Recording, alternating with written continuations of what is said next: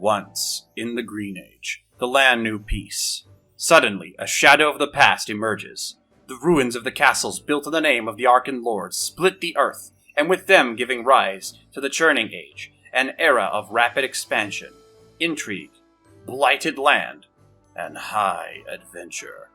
Now, Gamerex as Mantrax. Do the Mario. Swing your arms from side to side. Come on, it's time, let's go. Do the Mario. Korak as Zaffir. I have a scratchy voice, so this is Zaffir's new voice for a little bit. It's very similar, but it's distinctly different. And Alatos as Andri Alphas. Jackpot. Must find their footing in this uncertain new age and hopefully build their own legend along the way. All this and more on The Ruin Runners. Ophelia, what happened last time? Didn't you do this last time? Yes, we did, but we're doing it again, Ophelia. You better say it this time right. Alright, well, that's gonna be weird. That's gonna be a weird thing to remember. Okay, so... It's good to see you're still getting work after the Pokemon game. Hey, man. Man, I The fans can never get enough Maxine. The fans can never get enough Maxine. What can I don't say? think the fans Anyway. ever met Maxine. Anyway, No, we'll get there.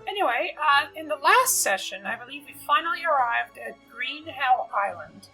And what awaited us there was a series of treacherous traps and difficult wildlife to handle. We burned a spider's nest, we rode on a giant crab, we negotiated with ruin apes by giving them a iPad And a and a kegger. kegger. We were Some blindfold things. we made enemies with a howler, or what was it called? Some kind of like skull wolf thing. It was really Don't worry, I'll kill you. on the way back. But yeah, it was pretty solid. We got through here, and we are at the center of this giant tree, which is the heart of the Arkenruin taking hold of the forests in Green Hell Island that is blighting the lands. And hopefully after this, we can figure out what it is that's causing this blight.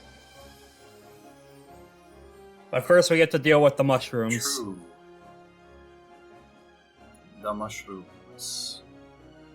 Yeah, the mushrooms knocked us on our ass, and we fell on a pile of treasure right as we leveled up to level 2. This is true. Just right into a loot crate. Oh look, relics! This could be how you do it, yeah. But I mean, mine is something part of my character, but we'll get relics to that are later. relics are like open-ended enough that you can just sort of excuse them as part of your character, as being like a part of your character, like an artifact you've been carrying around that suddenly gains legendary status due to your continued experiences and adventures. As is the case. That's what I'm going with mine. In this case, I got a few drops of blood on top of a little gear that you've kind of seen Mantrax tinkering with in her off hours, and as he gets back up, the gear slowly starts to turn and whir in place, impossibly. You've invented the first fidget spinner. Congratulations. Oh boy. Yeah. His name is Guillermo. Okay. I'll add that to my sheet. Guillermo, excuse me. That also works. I guess as we're getting ready for whatever fight's coming our way, what relics did everyone else pick for the audience's benefit? Of course. Let's explain the mechanics of our relics. Mantrax, your relic is Hailblood. I probably should have gone with the Bloodborne reference in the start, but Mario seems appropriate given the evil mushrooms. The Pale Blood it gives me an additional power die to keep track of, so that's 3 dice I'm keeping track of at any given time.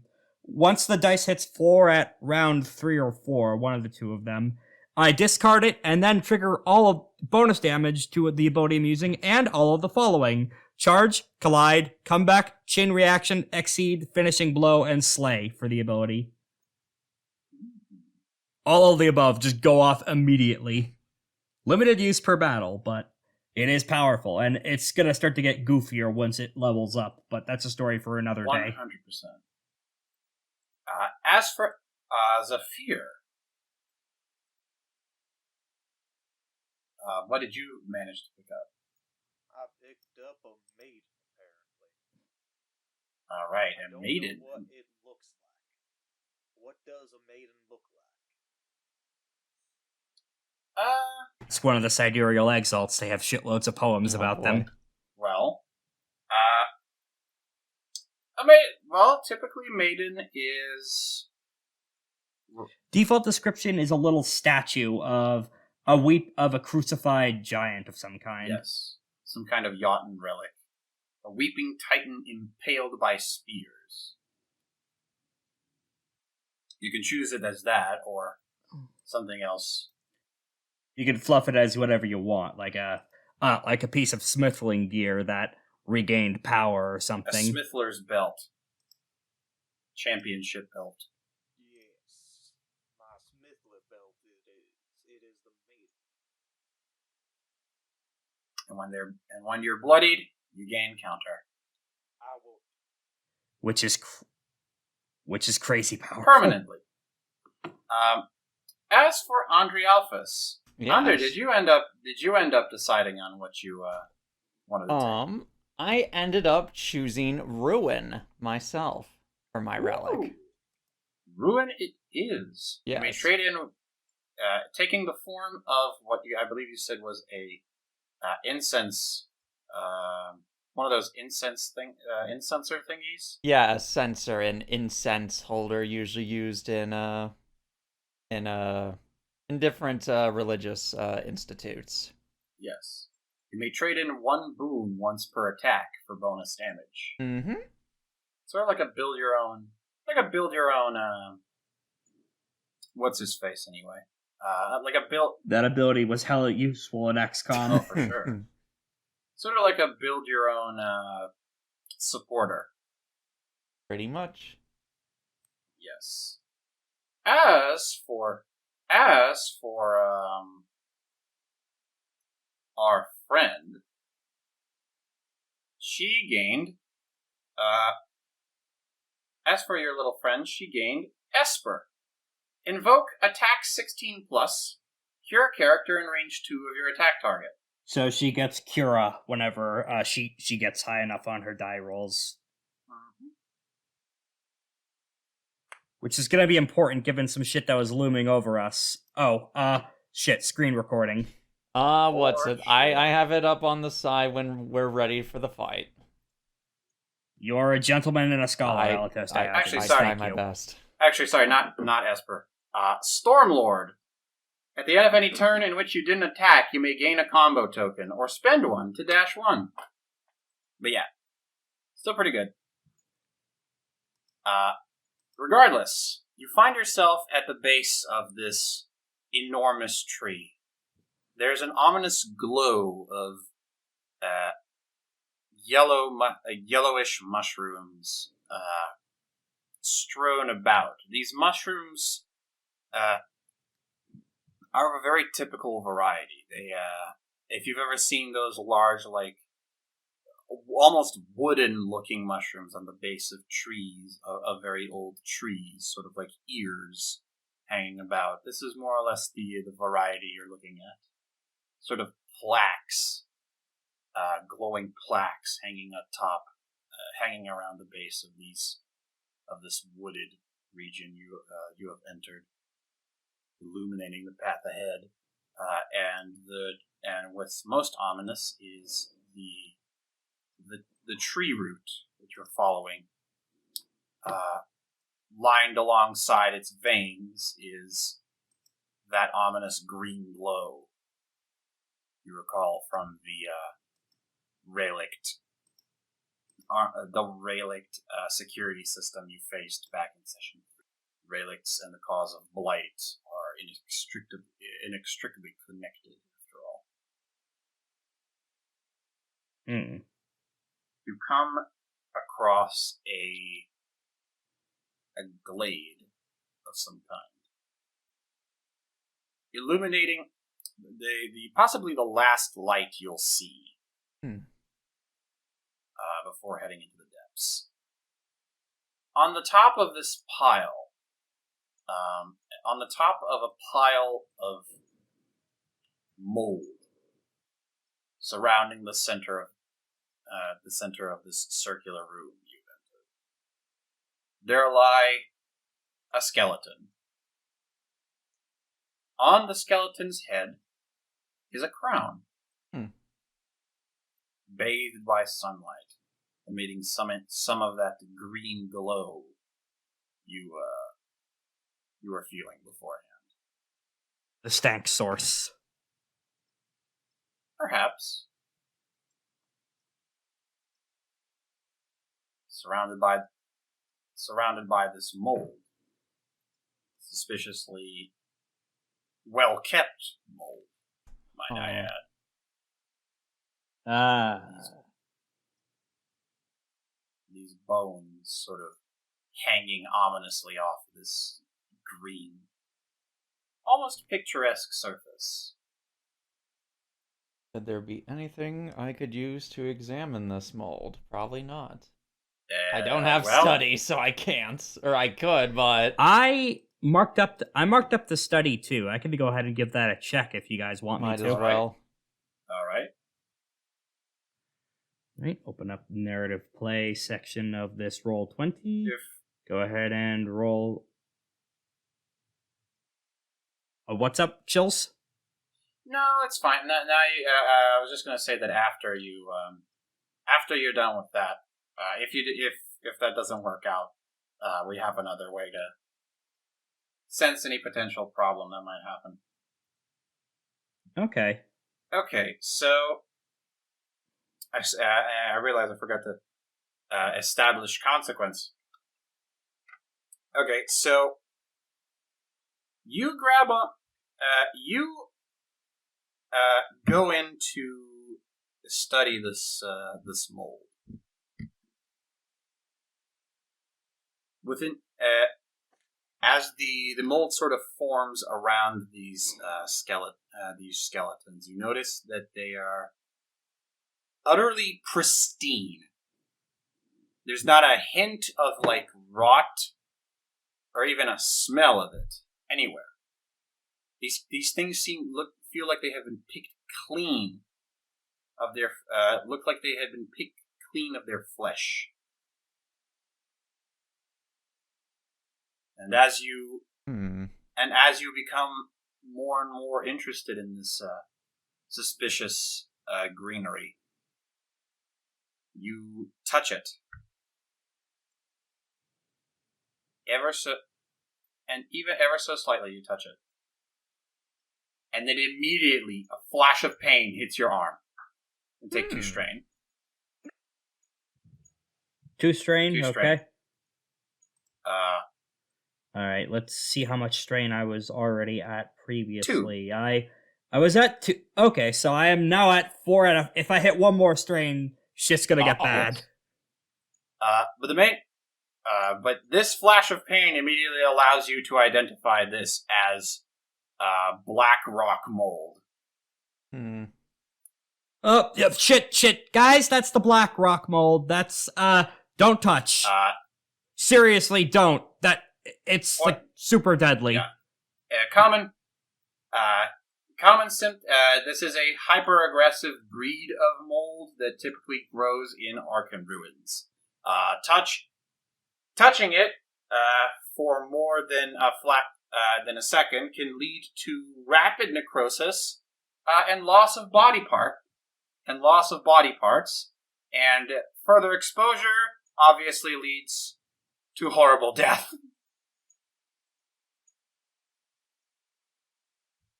Oh goodness! All right. Which seems to be the presumed fate of these.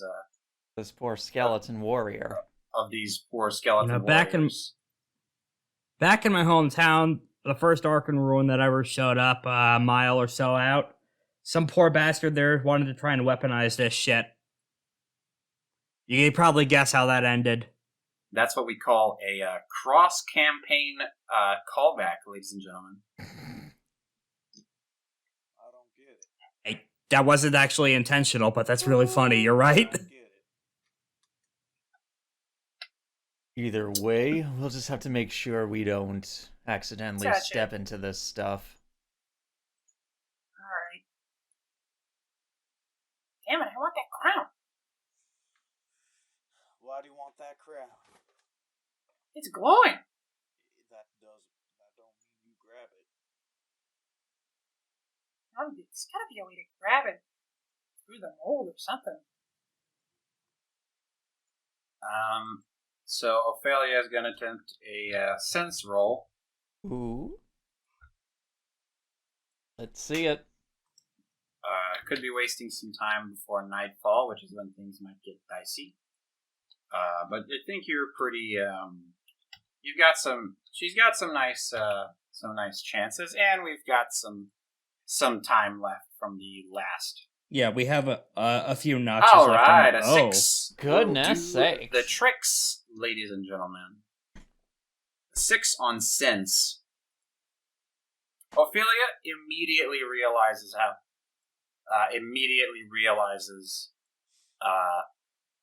there might be a way to get through this little situation. The mold grows in a way that is sort of patterned. It cannot grow on places where moisture doesn't form. So typically, and that would mean that there's an area where where sediment sort of accumulates, and moisture is harder to gather. Where dry rocks allow you to take subtle steps toward toward that crown. However, it would be a dangerous endeavor. It would still be a dangerous endeavor, as it would require great balance to pull off. I'd like to try and roll to stage a contingency plan. Okay. Go ahead. Oh, You got it. Well, that is a... Let's see, I think that was 1d6, yeah? Yeah, okay. 1d6. Wow. Contingency has been struck. I'd like to use this to set up Ophelia, if possible. Set up Ophelia. She's not so good with Excel. I suppose. And I could give it to someone else then. Here's an idea. Hey, remember Here's that? an idea. She's going to attempt to charm the ruin ape that's with you. Yeah, I forgot he was with To grab the... Okay, let's say that the contingency is that I kept a growler of the beer we made from the keg, just in case we needed it. Yeah. She now has a bribe. And now there's additionally there is one idea you could do. However, there's another thing you can also still tell Andre to go do like an Excel action, just sort of move over there. Although the consequences for his are a lot more direct, seeing as he has a lot more strain. Indeed. To take, and he's very close to getting his first wounds, to getting his first burden. And I'm about to break. So yes, hers is probably the most safe option. Yeah. This is a very risky action, otherwise, and it would inquire more than 2 strain, which would be enough to break anybody here. Actually, in regards to the setting up, you could set up a character, resist consequences, or lower risk. I like setting up because right now the risk is a lot more controlled since it's the ruin ape doing the job. The risk involved would be the ruin ape running off with your treasure. Okay. annoying dog absorbing the artifact style. Yes. So the setup, you give her one more d6. Mm-hmm. All right. Let's see it. Hey, Oh my that's goodness. a double. That's 2 6s. Ooh! So that's a critical success. Let's go. Damn. Well, I don't know what it is about this. I don't know what it is about Ophelia, but this monkey's a real big fan. I guess they spent a lot of time. I guess Ophelia's just good with animals. Because she's got this monkey wrapped around on her little finger. She tells it to go like a trained professional. She gives the creature a direction, and within seconds, it's leaping and bounding over rocks, resting macabre in a sort of grotesque way over this, on top of this ruined adventurer's skull. Grabs the crown and brings it back to you. It is now yours. You have obtained a helpful treasure,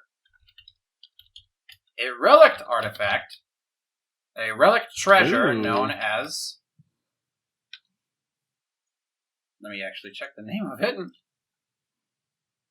A relic trophy known as a Helm of the Ram. Ooh. Use this heavy horned helm as a free action to shove an adjacent character 2 spaces, then rush 2. Ooh. Okay. Ooh. Upon inspection, it only looks like a crown. When you put it on, sure enough, your head starts to weigh. Okay. This crown is a lot heavier than it looks. You get a free action to shove a character 2 spaces and then rush 2. And you decide amongst yourselves who gets to keep it. Probably best for Zaffir to have that. You get 3 uses of it. Yeah. All right, and that's a nice little trophy to get. You get for the encounter. You come. We should probably name the monkey if he's going to stick around. Well, Haven't thought of a name for him yet. He's been pretty chill since we arrived. What about we name him Chills? Is there any accents in that? CHELE. Shells. Yes. Chills. Ah, Shells. okay. I hear you. I mean, that's a decent name for a monkey. Isn't that right, Shell? No response. Okay. He bites your finger. But he doesn't do it hard. He's just doing it. He's just playing. Oh, okay. I was gonna throw him out. He'd make various noises. Ooh. I give him You're- a banana. You arrive. Do you have a banana? I will find a piece of fruit and hand Maybe I'll let her date. You know how much I love. You know what I'm about. It's okay. You follow the source of the blight further and further across this room you've been in. The veins grow denser and denser, spreading more and more into this large cistern. Upon reaching it, you find the immediate source, the obvious source. From all of the blighted, sickly, glowing roots coalesce at the base of fingers from a hand perched at the very center of this eld tree. Probably the oldest tree you've ever seen. Its matted roots congeal into a spiral shape in sort of in a way that it sort of ties the hand into a central spot. You recognize that hand is skeletal and golden. That's Pablo's hand. Hey, Pablo. What's up? I was in the middle. I take him out of the bag and point his skull to the hand. That yours? Charles helps you. He grabs Pablo, points up. That yours? Oh yeah, that's definitely my hand. I don't really know what it's doing here, to be honest. Why is it flipping us off? Well, it's not. It seems to be grabbing hold of that. Well, I guess so. If you say so. I'm honestly a little fuzzy on colloquial rude gestures since 500 years ago. Alright then, boy. I think I remember. I suppose some of the remnant magic that brought me to life is Wait, you're saying that I'm older than you? Huh. It's been a bit longer than that, big guy. It's been over a little 5 fuzzy on. Okay. I'm a little fuzzy on the numbers, but truth be told, all I know is that what's probably causing this is some of the magic that brought me to life. Relic magic is not exactly of the natural variety, so it's pretty typical that it can cause a tree to an environment to rot to this capacity.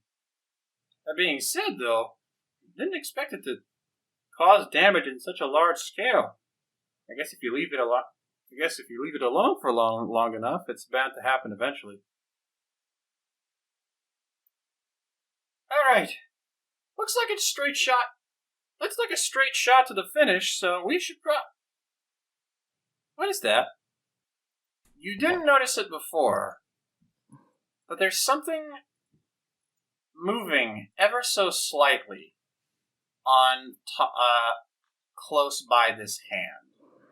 You initially thought of it as just another pile of mold, as it's colored so typically. But the movements you can identify are clearly breathing. Upon closer inspection, a dim flame is born from the center of this roiled creature. An enormous size 2 beast sleeps guarding Pablo's hand. That is a big one. You identify it as a hellhound. Well, that's great. Well, I'll be. That is one hell of a hound. This cistern is so strangely placed. Along the edges of the water, down this straight path, there's something else you noticed.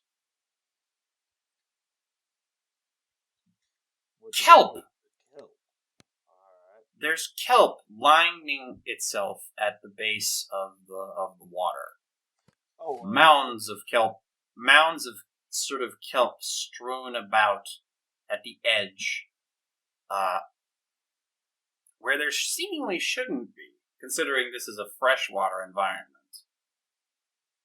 Inside a tree, no less. Not to mention this strange mist that gathers about the edge of the water as you approach it.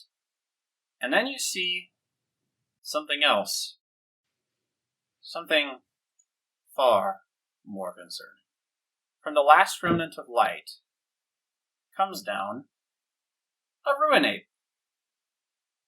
Another ape. Is this your first shield? He looks at this ruinape angrily. I will take that as a no. E-oo-oo-ah. E-oo-ah-ah-ah. Bing bang, baba, bing dong. This ruinape is a bit larger than Charles. He is He's got more rocky protrusions all along his body, almost Oh my god. forming what resembles some sort of eyewear on where his eyes should be. Okay. I was gonna joke about it being the edgy Shadow the Hedgehog to our Sonic. It literally is that.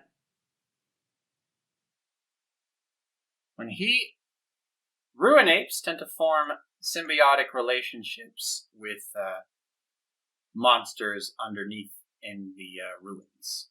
And this one has just noticed its hated rival. Oh. Wait, this rune ape has a rival? Yeah, you've got it in your party.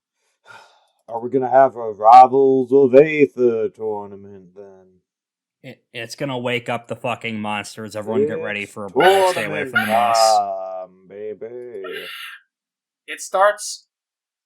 The Ruin Ape starts howling. And the slumbering mound starts shifting. The green flame grows brighter and brighter as it slumberingly he pulls out its entire body from the grounds. But another thing also strikes you. As you are gearing up for combat, one of you catches out of the corner of your eye some sort of shadow looming out of the mist in the water. A horse? Oh. Out What? here? How did a horse get here? It slinks slowly, almost motionlessly through the water in your direction. Oh, Kelpie. I see. Ladies and gentlemen, I'd like to present you the map I drew in 5 minutes. Oh my goodness sakes. Alright, hold on. I did not- Ooh. Okay. This is better than any map I could draw in 5 minutes. It has color. It has does. color. Oh my god, the sprites! Yes. Okay, good. It does go to that. Let me make sure important. the thing. Okay, wait. Since the friend ape is named after Chills, I suggest we name the other ape after a rival. I'm gonna say... I'm gonna name that one Bio Oh Roxas. my goodness. Oh, okay. Bio the Betrayer. Bio Boxes. The Betrayer. Alright, I've updated its name tag. I can't wait to go on to Bio's stream tonight and tell him all about how we kicked his butt. These are in fact two elite enemies. The Hellhound and the Kelpie are elite enemies. Bio the Betrayer is just a normal Ruin. Okay. So he doesn't follow any excessive rules. He's just a regular old little guy. Oh god. So, quick question: do we start with any party resolve? Good question. I don't know. I think you only lose it upon like a long rest or camp action. True enough. I think you would retain one party resolve from the last few encounters. Okay, from the ship. Yes. Alright, so that shortens the amount of time we have until we can bust out one of the big moves. I'm guessing we all pick wherever we want in the start zone. Yes. Alright. Give me Okay. a second. I could hit the right button. I'm going insane. Keep accidentally deleting the Hellhound. Please, Hellhound. Little far away from some of the action, but I do have a ways to help get us out quicker. If you want me to take the first one, I could go ahead and cast down the teleport gate. Yes, as is known, players go first. Let me go ahead and put down Ophelia as well. And add her turn out.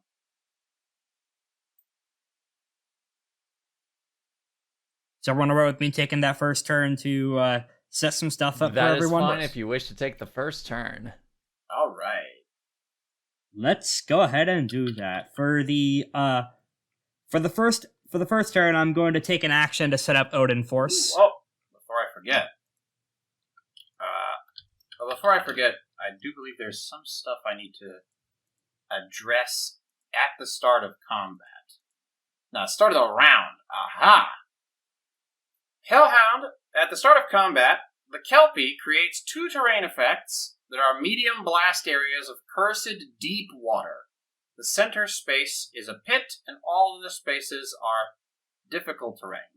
None can be placed within range 3 of each other. It just says that I can create them anywhere. So I will be creating, I will be making a nice little green zone over here. Burst 2 is pretty frigging big, isn't it? Yeah, that is a medium blast. Oh boy. It's a good thing we have means of flight and teleportation then. Damn. This is true.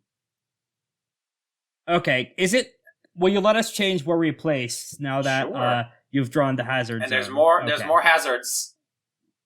Because now the Hellhound gets Noted. to have a hazard. Oh boy. Oh god! Round action. At the start of the round, the Hellhound creates 2 terrain effect spaces in free spaces within range 6. The area is dangerous terrain, and all damage against characters other than the Hound, at least partially in the space, becomes piercing.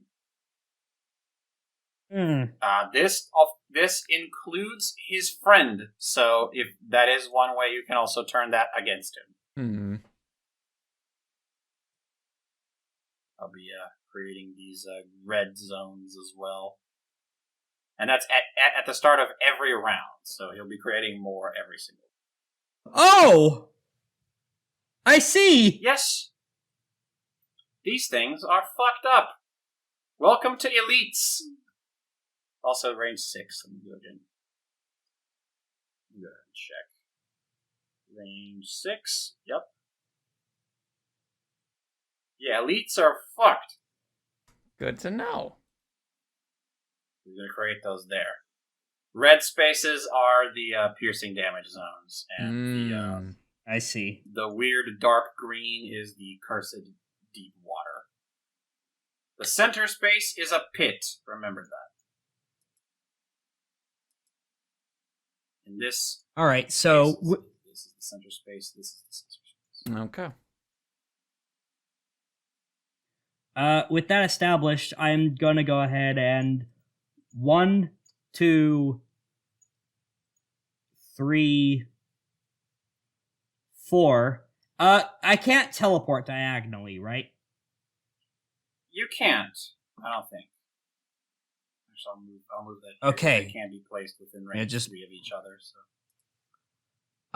Okay. Let me do a slight pivot on where I was and where I moved then. So, a bit of time to place and make sure that the screen recording is all right. Let's go. Thank going. you. Okay. Okay. Now that all of the bullshit has been placed, you can take your turn as normal. Yep. Let's go ahead and go. Actually, I'll start from here. 1, 2, 3, 4. And then I am going to do my second action to set up the ether wall. Sweet. Or from Bifrost, rather. Sorry. Bifrost. Yep, so line 3, I'm going to put that in front of me.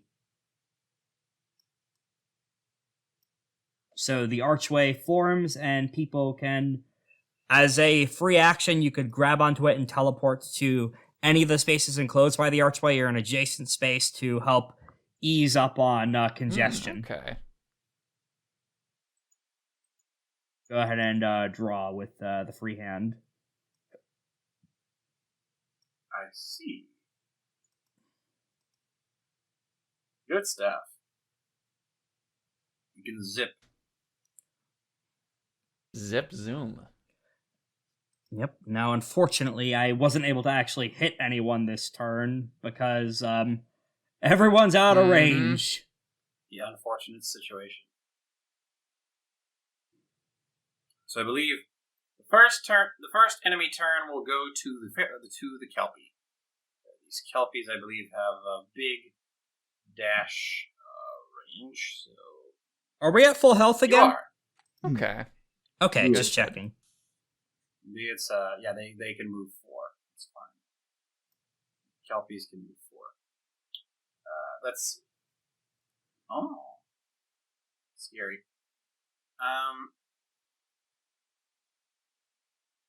Oh yeah, I like it.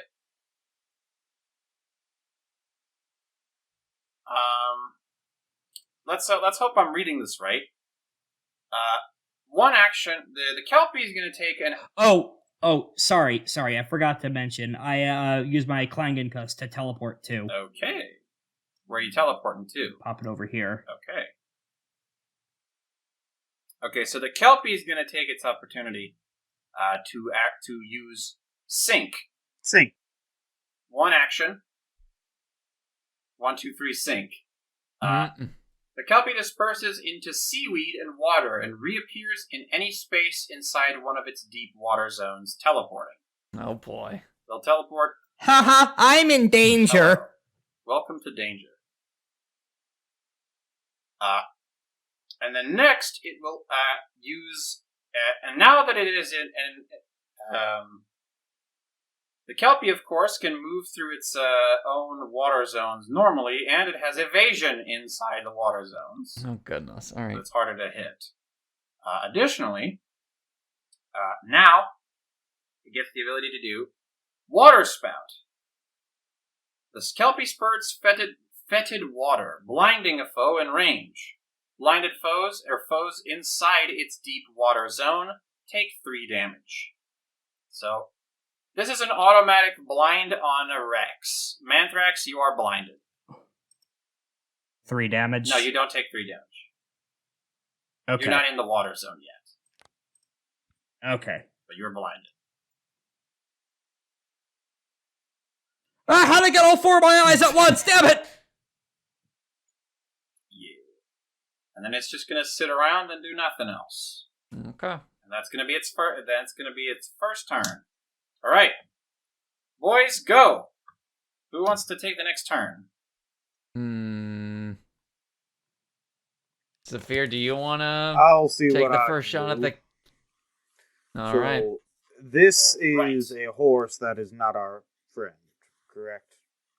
This is a horse that is not your Yes. friend. This is an evil horse. I have. This is a movement devious, 4, hellish horse. correctly. You do. I have speed Correct. 4, dash 2, meaning if I use one of my actions, I can move 6, correct? Yeah, but you should be able to just do melee stuff with your normal movement. Yes, you can move in like a straight line and reach the zone that he is occupying. 1, 2, 3, 4. Hello there, horse. I heard that you are causing some ruckus for my friend here. Now, I'm gonna give you 2 seconds before I'm going to, let's see. I think I have something that I need to read a little bit, because I know I have something that sacrifices all my HP, which is funny. I have no further option. Now then, youngling, you know better than to attack random people, right? But Colin tongue is active, so what is he actually saying? It's a monster. Yeah. Well, And? color Yeah. collected.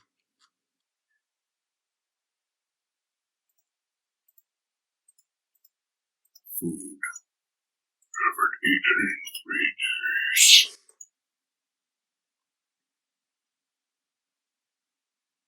Just fucking kill it! Fine, first action, I am going to use Valkyrie. Easy. Oh, that's nice. It ignores evasion because of True Strike. Yeah, Nice. so I have to roll a Good call. 1d20, right? 1d20. Mm-hmm. That's 100 d20. That's 100 and D. That's a 1d100. 14. I'll take a 14. Only. A 14 And hits. then this is going to be Nice. a hit. D plus fray. My fray is 4. No, my fray is kind of high if I remember correctly. Yeah. Yeah, fray. Yeah, you have the 4, highest and fray. my damage It's is 4. d6. It's d6 plus 4. It's I know, d6 I plus said 4. that. I know my character. I know Zaffir a little bit. That is 8 damage. Ooh, nice. Nice. Alright, the Kelpie takes 8 damage. That's a pretty good hit on it. Still far from over, of course, but it's a strong start. However, what? Adhere, interrupt 1. When damaged by an ability from an adjacent foe, the Kelpie can force the foe to make a save, or adhere to its hide. While adhered, so go ahead and make a save, and I'll tell you if the bad thing happens. Is this a Roll 1d20. Is this a restraint, Roll a grab, 1d20. a shackle, a hold, or prison? Narrative shit, you mean? Can you use While narrative adhered, powers in the combat? foe cannot move or be placed more than one space from the Kelpie. So I guess it would be Would some free kind of soul restraint, yeah. activate? I think that is a bond power that does not trigger in I combat. thought it might. That's okay. Now, if this thing launched on top of you out of combat, you'd slip right off of it. What's the roll? D20? 1d20.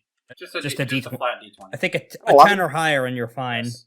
You got it. All Ah, right. there we go. Can I use You Valkyrie do not get again? adhered. Alright. No, you just used it. You'd have to use a different Yeah, action.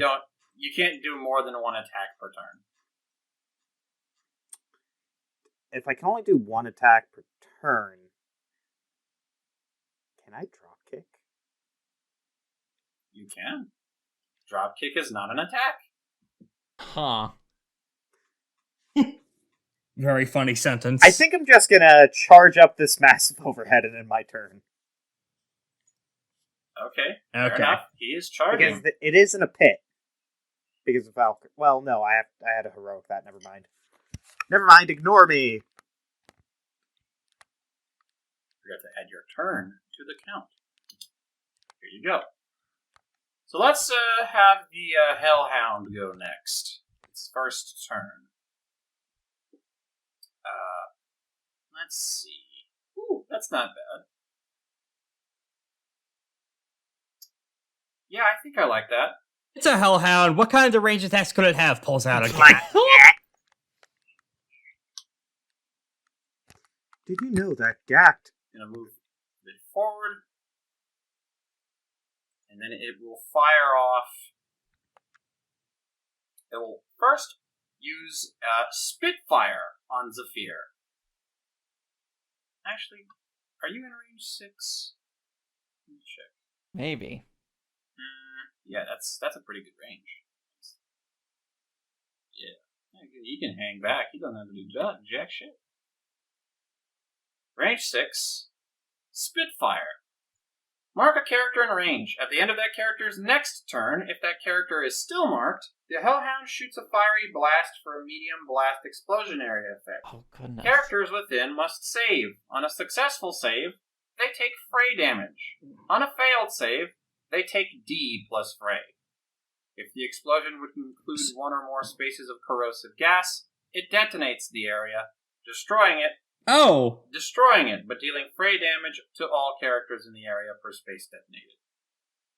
So this is against me and Zaffir? That would be against you and Zaffir and the Kelpie, if it triggers. Oh, that's funny. Well, it's a good thing that it's a good thing I have resistance to pretty long range attacks.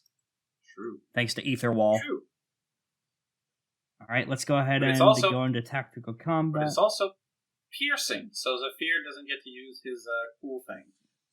Dang. His armor on this. That's a save, so... No, Rex, that's after. That's at the end of Zaffir's next turn. Oh, okay. Yeah. And then... So for now, we just have to get the hell out of Dodge? Yes. Might be a little difficult, though, because...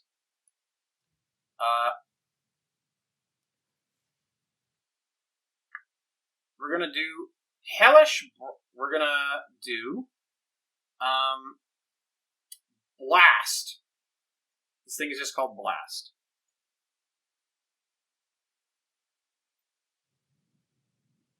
This thing has evasion, so it's actually immune to area of effect attacks. So Zaffir will be the only one to take the damage. Let's see, range 6. 1d20. No boons to speak of. Pierce combo. Does the Ruinate give it anything?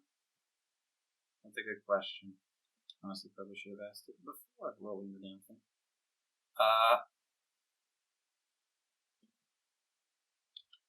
Ruinate.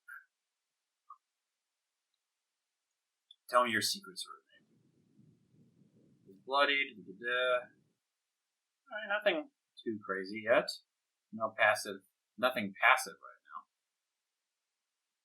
now. Yeah, looking good. Looking fine. And then, it's going to go ahead and hit you with its Blast. That's a 17, I believe, that hits. Ooh. Is that against both of us? No, that's just against Zaffir. Oh, a small blast. A small piercing blast. And I do believe Pierce... ignores armored, weakened, and vigor. So he's gonna take D8 plus 1d8 plus 3, which is this thing's fray. Take 5 damage. 5 damage? 5 damage. And it pierces, so I don't have... And this pierces your armor, unfortunately. Yeah. And it gets a combo token, and at the end, and it gets a combo token. Goodness. Ophelia! It's stealing your stick! It is stealing her stick. This angers the Ophelia. So she's gonna go next. Alright, we gotta get that thing! Ophelia is moving over here. Okay. She is going to use what's it? Yeah, here it is. Holy on the Blight Beat on the Hellhound. Auto hit. No crit because it doesn't actually deal any damage. It's an attack though, but it gets her a combo token. Range 5. Let's actually see if I can actually get a... Let me see if I can actually get a combo token before I do this. Ooh, interesting. Let's see. Let's start with Dervish to get that combo token beforehand.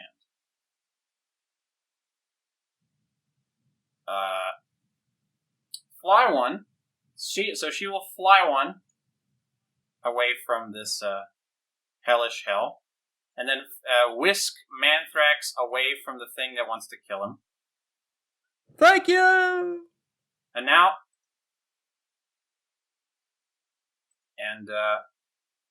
this gives her a combo token, which triggers Stormlord at the end of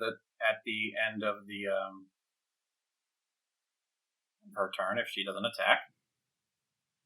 She will also spend a combo token for Songweave to give to gain the charge effect of Holy when she uses Holy to attack the thing and make it pacified. Now the Hell Beast is pacified. Oh. She tosses a Snickers across the void. You're not you when you're hungry! This is true. And then a cure a character in range 2 of that foe. Unfortunately, there's no characters worth curing within range 2. But, yeah, the charge effect's not going to do much, but it allowed her to get the card she needed. And, since she gained and spent a combo token, she can fly 2, and then bless herself or an ally within range 3. She'll be flying backward. And then, who wants a blessing? Probably. Her blessings, by the way, let you when you can spend a blessing to gain True Strike and fly 2 before using your ability. Very useful for fighting the thing with evasion. Zaffir should probably get it. Zaffir's attack has True Strike naturally. In that case, perhaps Andre. Okay. Yeah, Andre, you get a blessing token. Lesson. All right. And that's Ophelia's turn, which means it's time for the enemies to go again. Bio the Betrayer. Bio the Betrayer will do his dastardly Betrayed plans. and left in the chance card dimension. Betrayed and left in the bubble in the Ally of Justice in the Elemental Hero Bubble Man dimension. Okay, anyway, let's see. It can't actually move because it is latched onto this beast. So it will use a... interesting. First off, he's going to use Spur. The character the symbiote is latched onto dashes 3 and may deal 2 damage to an adjacent character of the symbiote's choice. We're going to dash 3. And then he's going to use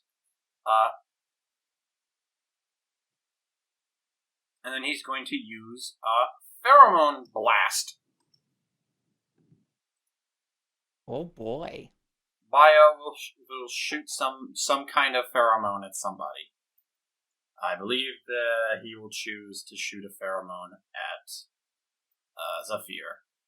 Zaffir, you are now pacified. The max, it means you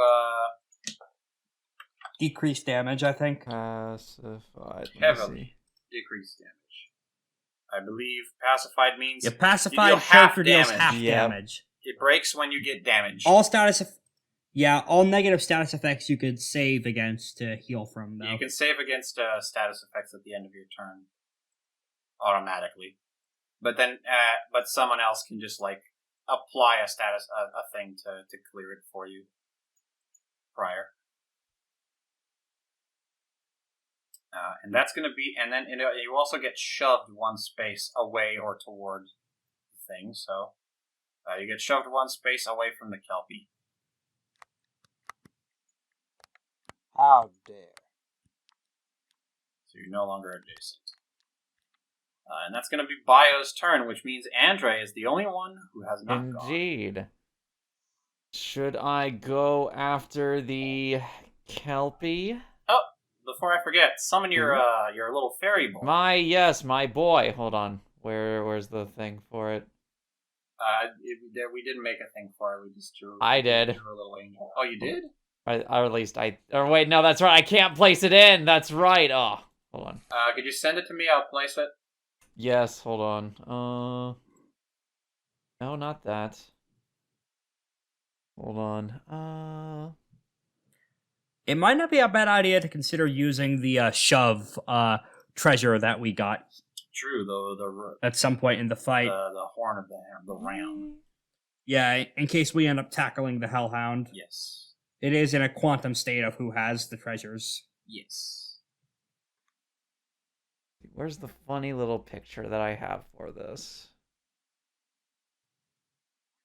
The unfortunate thing is that I didn't technically name the file, so I'm just kind of having to go through. I'm sure if I just view large like this, there we go, much better.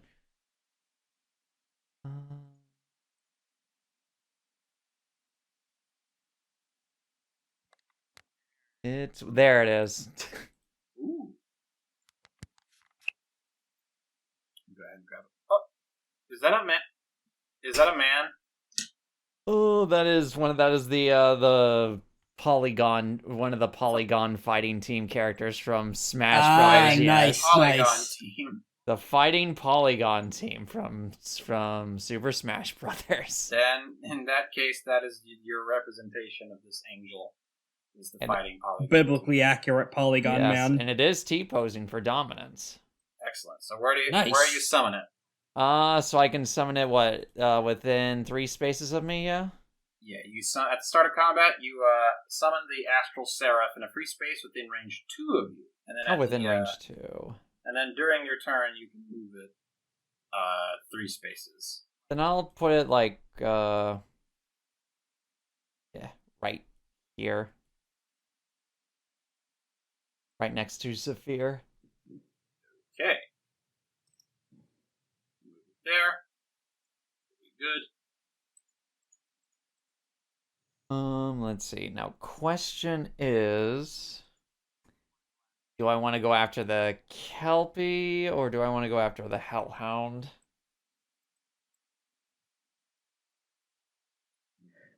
You might be faster to get to the Kelpie, Yeah. given it's more possible to get into range 3 of it. Okay, so let's see. True. Plus, you have the blessing to negate its evasion. True. This is true. This is true. Yeah, because I'm in range. Am I technically in range 4 or range 3 of it right now? Range 3. I am in range 3 of it right now? Okay. You are. Goodness. That counts as range. That's range 3. Okay, I see. Just ask Zaffir. Just ask Zaffir to duck. Goose. Let's see. I mean, in that case, hold on. You can fly too, also. I can fly too as well. Let's see. Part of the attack. Yes. Okay, yes. So yeah, all right, fine. I'll use my. Let's see. I'll use my. What do I want to do? I want to do trick shot or strafe shot is the question. You can do trick shot and then do strafe shot. I could. Let's see. Yeah, I'll do trick shot first, actually. So trick shot first. So my next ability with the listed range gains unerring and +1 boon on attacks and rebounds. And then I will use strafe shot, which let's see.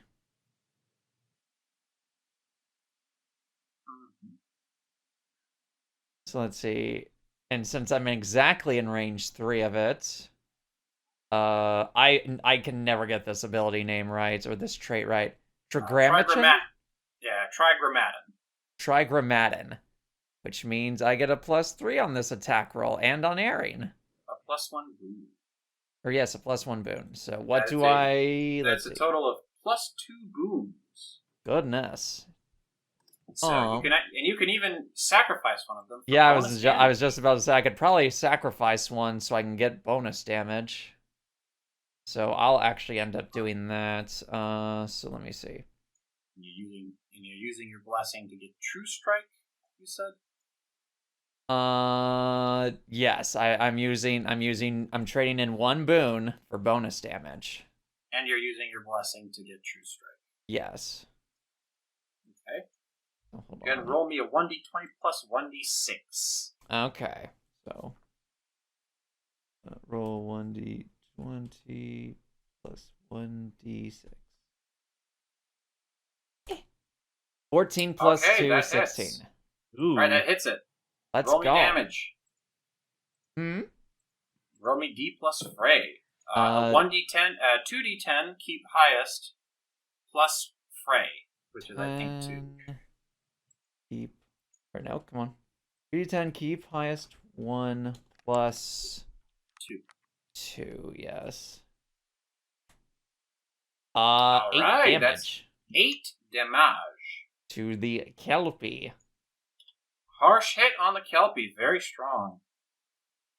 It buckles a And bit the- under the pressure. And the Kelpie is blinded, if I recall, for Now the straight Kelpie shot. is blinded. How do you like that, huh? Huh? The jerk. What a jerk. Alright. What else you got? I think that's all I can really do for this round, unless I want to move.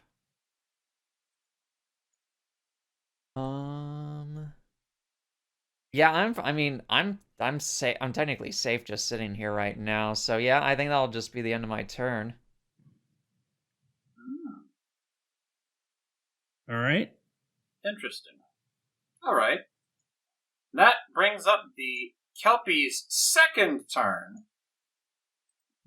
Because they are elites, and they get 2 turns each. Oh boy. Oh wait. I don't get to save yet. Not yet. The good news though is that the pale blood ticks up to 2. Fair enough.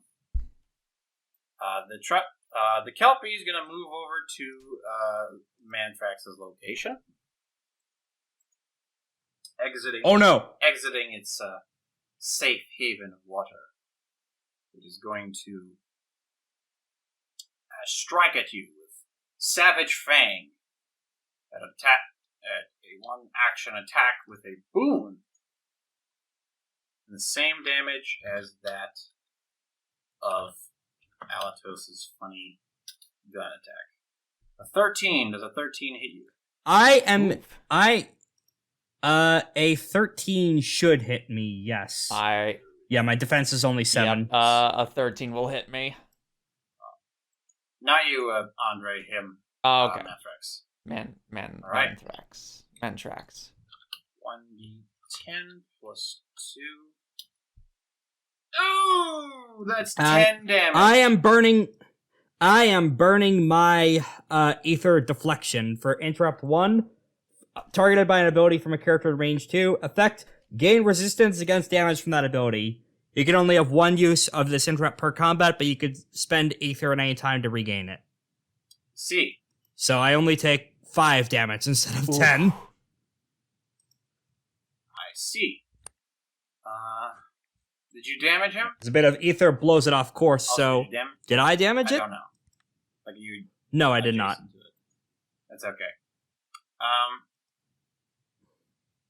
So, it's going to take its second turn to... it's going to take its second action to sink again into its... into another water zone. This time at the back.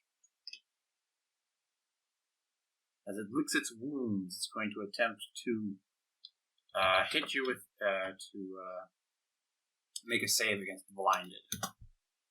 It does not pass. It remains blinded until the foreseeable future. Okay. And that means it's the Hellhound's next turn. Wait, not one of us? No, because you've already all gone. They're elites. Elites get 2 turns. These get 2. Oh, fuck! Alright. So the Hellhound's going to fire another blast. Actually, let me check. There's better things. There's actually some cool things we can do. Here, for instance. First, it's going to apply Hellish Breath in a line 4 with a 2 width. A line 4 with a width of 2, so it's targeting this entire quadrant. Oh my god. My goodness sakes. All right. Actually, hold on. Where was it? It was like here? Let me check. 1, 2, 3, 4.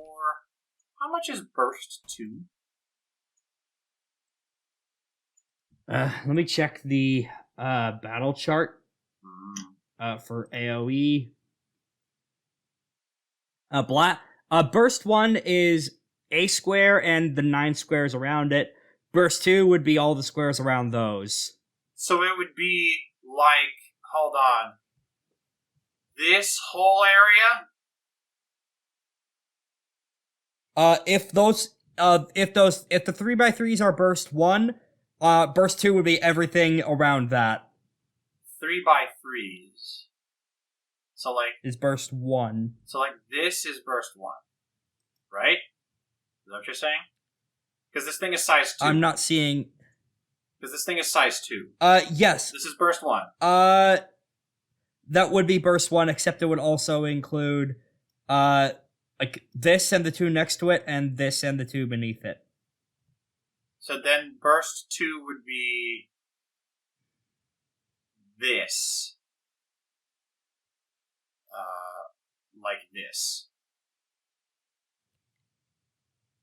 This is burst 2. I believe so, yeah. Yeah. Okay! Goodness sake. So, burst 2, huh? For 2 actions. Here comes... Oh, actually, hold on. It's burst 2 on the target, not... Okay. Okay. So it's burst 2 on the target. So that's even worse, because the target is Ophelia. So let's see. I believe burst 2 would be this area, so ironically everyone is fucked except Zaffir. Yo. It's ironic because I think Okay. the only reason why I'm not being heckled is because of the movement. Inferno. 2 actions. Range 4, burst 2, target. Oh, goodness. On hit, 2d plus fray. Oh! Sheesh. And then the area effect hits for fray. Okay, so only one target takes the full brunt. Everyone else is only hit by the fray. I don't actually remember what Oh, Ophelia's goodness. evasion is. She is Defense, open in the 8. character keeper. 8. That hits her. Okay, yeah. So that hits her. 2d8 plus goodness. 3. Ooh, 17 damage. She takes 17 damage from this. Oofa. Oh my Doofa. god. Yeah, that chunks her down to 17 damage. Rex, you take 3 damage, and Andrialphus, I believe you don't take anything because you have evasion. Woo. That's You good. have the power of evasion. This is piercing also, so it would have ignored Korax. Actually, it's not piercing. And okay. the attack target is shattered. So Ophelia is now shattered. Oh, no. Oh joy. I don't remember what that means. But that can be good. Scrolling down. Anyone want to take this next action? Shattered. Shattered. Character cannot gain nor benefit from vigor. Yeah. Gross. Oh, that would be really good on Korak. But yeah. That's the end of that turn. And that's the end of that turn. Actually, hold on. He's pacified, isn't he? So that damage is halved. Oh, Thank okay. goodness. But do we round up or down? I believe we round up.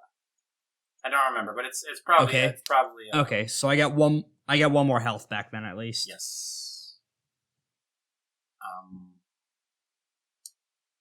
Half damage. It doesn't specify. So let's say it rounds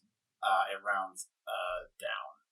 So from 17, that's gonna be a grand total of 8. Let's say 8. Nice reduction. Thanks, Ophelia. I believe she was the one who pacified it too, so that's good. Ophelia as Obama handing himself the medal. Thanks, Ophelia. You're welcome, Ophelia. All right, top of the new round. Who wants to go first?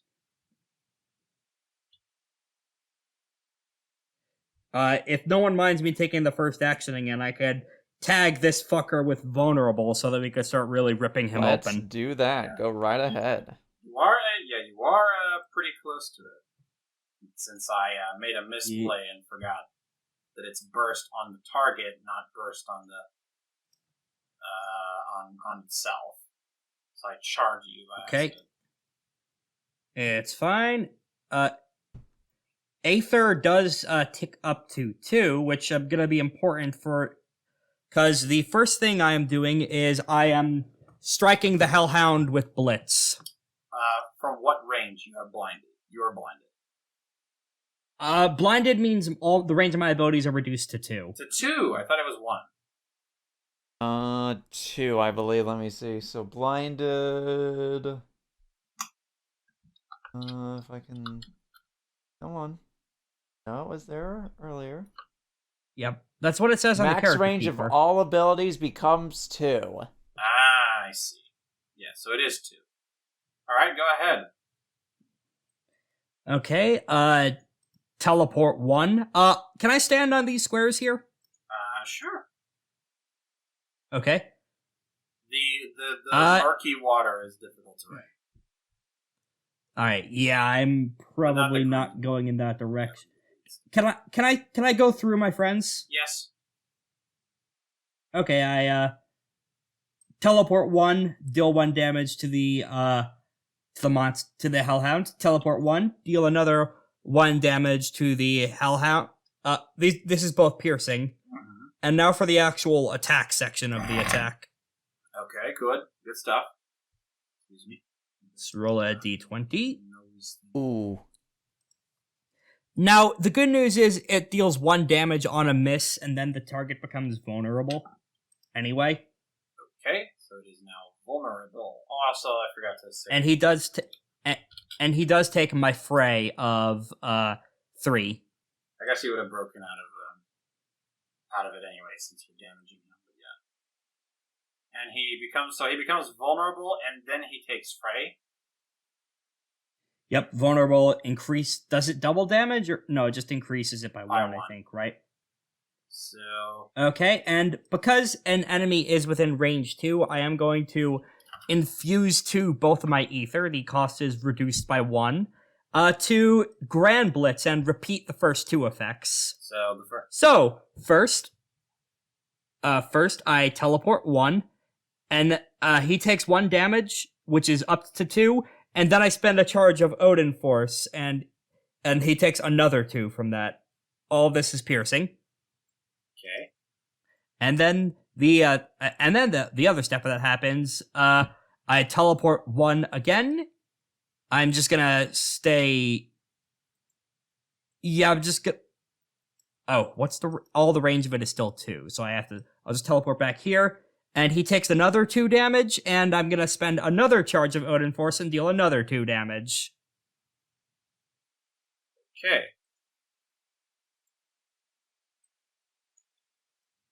Alright, that Odin Force is at 3, and that was all only 1 action. Okay. He's not bloodied yet, right? No. I thought as much, just wanted to confirm. You know what? It doesn't say I can only have this many amounts of Bifrosts existing. So I'm gonna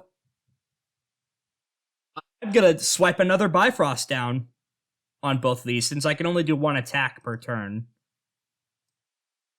So both of them both the monkey and the hellhound take 3 piercing damage, which is up to 4 for the hellhound that's vulnerable.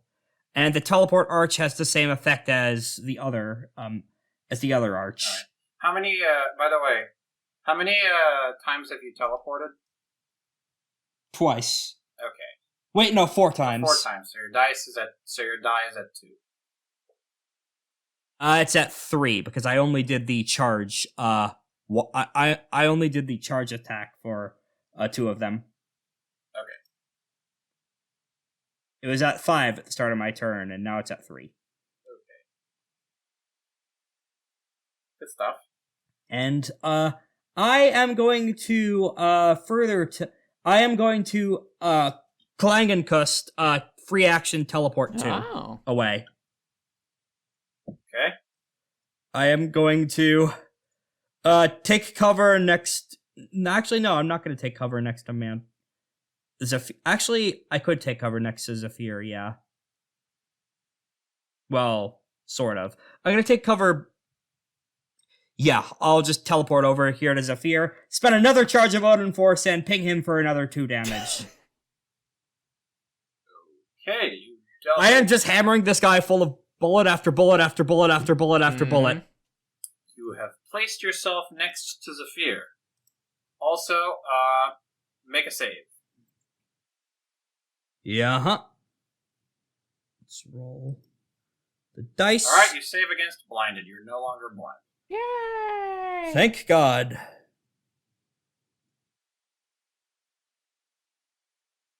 And I do get, like, cover bonuses or something for being next to Zaffir, right? You get vigilance bonuses, which is Okay. It's exactly cover, but it's something. Oh, yeah, I get... I have Rampart next to him. Yes. All right. Alright, that's the end of my turn. All right. So Bio the Betrayer is going to go next. He's going to spend his 2 actions to perform Berserk. The symbiote's host becomes sturdy, gains vigor 2. Actually, Oh? sorry, I moved one other space beyond that. Continue. Okay. So yeah, the symbiote's host becomes sturdy, gains 5 vigor, and gains +1 action on its next turn. Oh, fuck! And then he's gonna end his turn. Go! Okay. Go now. Who wants to go? Why should we try taking out the monkey? Who wants to go now? Or should we keep hammering the big guy?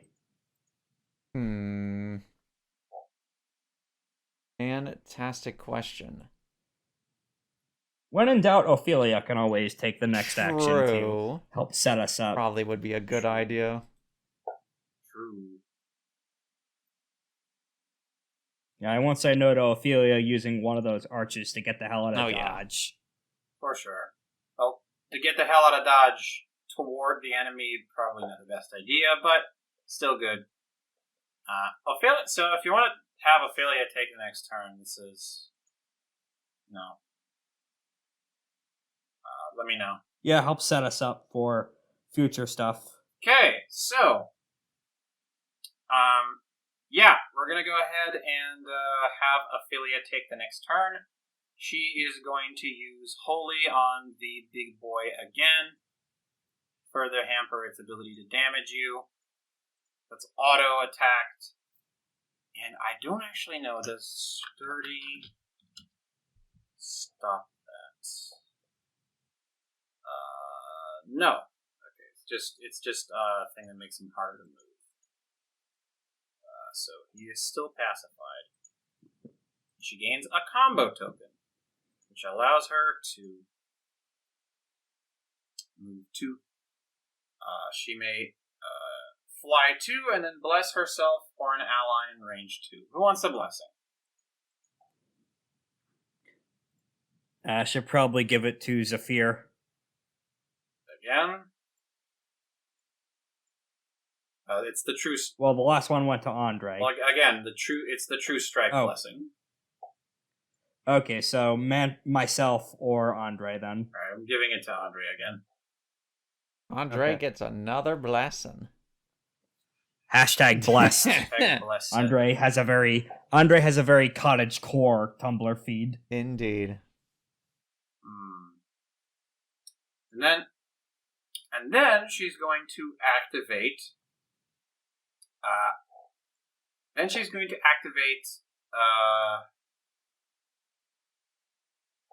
Aria.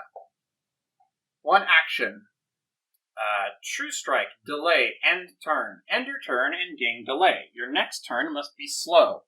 At the start of your next turn,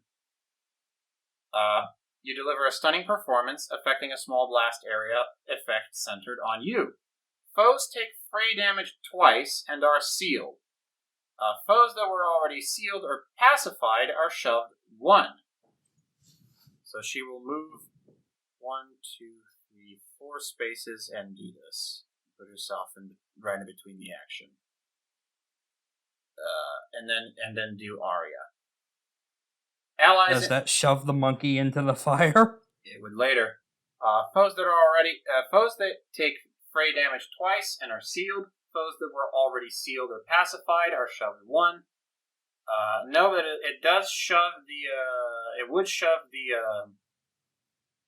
hellhound on its next turn. And allies in the area are cured. And special. If you are damaged by a foe's ability while holding Aria, the area becomes a medium blast. And if you are damaged again, it becomes a large blast. So we all get Vigor 4? At the start of our next turn, which has to be slow. Okay. Okay. So let me actually position ourselves a little bit better. Because there's no real good way to position her. Because it would be attempting to create an area that is also easily targetable by this thing.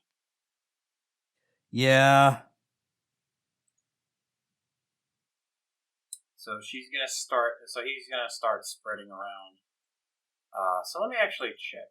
Who do I want to have take the next turn? Yeah, we'll have the Hellhound take the next turn. Try to clear off some of those status effects. Since he gets +1 action and all. He is pacified at the very least. At the very least, yes. Are you? You are not. How do I Not yet. At the end of your next turn, or if you're damaged by the next time you're damaged. I was damaged. Were you? Yeah. When? That's how I took the 5 damage. That before you got? Yeah, but that was before you were pacified. Yeah, unfortunately so.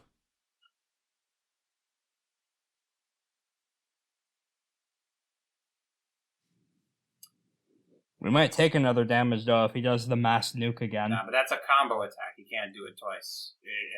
One after another. So he's going to target Ophelia with a blast, which will give him a nice little pierce combo and a small blast to hit both Mantrax and Andre. Or I guess. Thankfully, I moved far enough away. I have resistance from this due to Aether Wall again. Spread the damage. I think it could be good to spread the damage around instead. He's gonna move back slightly, and then hit Zaffir instead. Will help get rid of the pacify, at least. Okay, so just solo target on Zaffir? Solo targeting Zaffir. What does that sprite even do? It's just standing there and watching as we all get burned to a crisp. Which one? It's nice. It's pretty nice. Yours. It deals additional damage whenever Andre crits. Mm-hmm.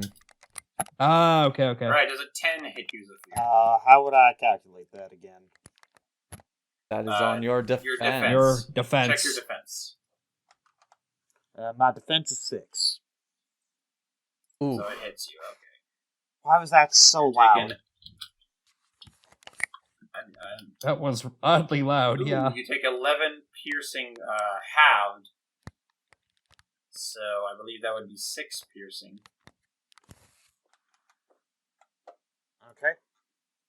And then... And does piercing go through his wall?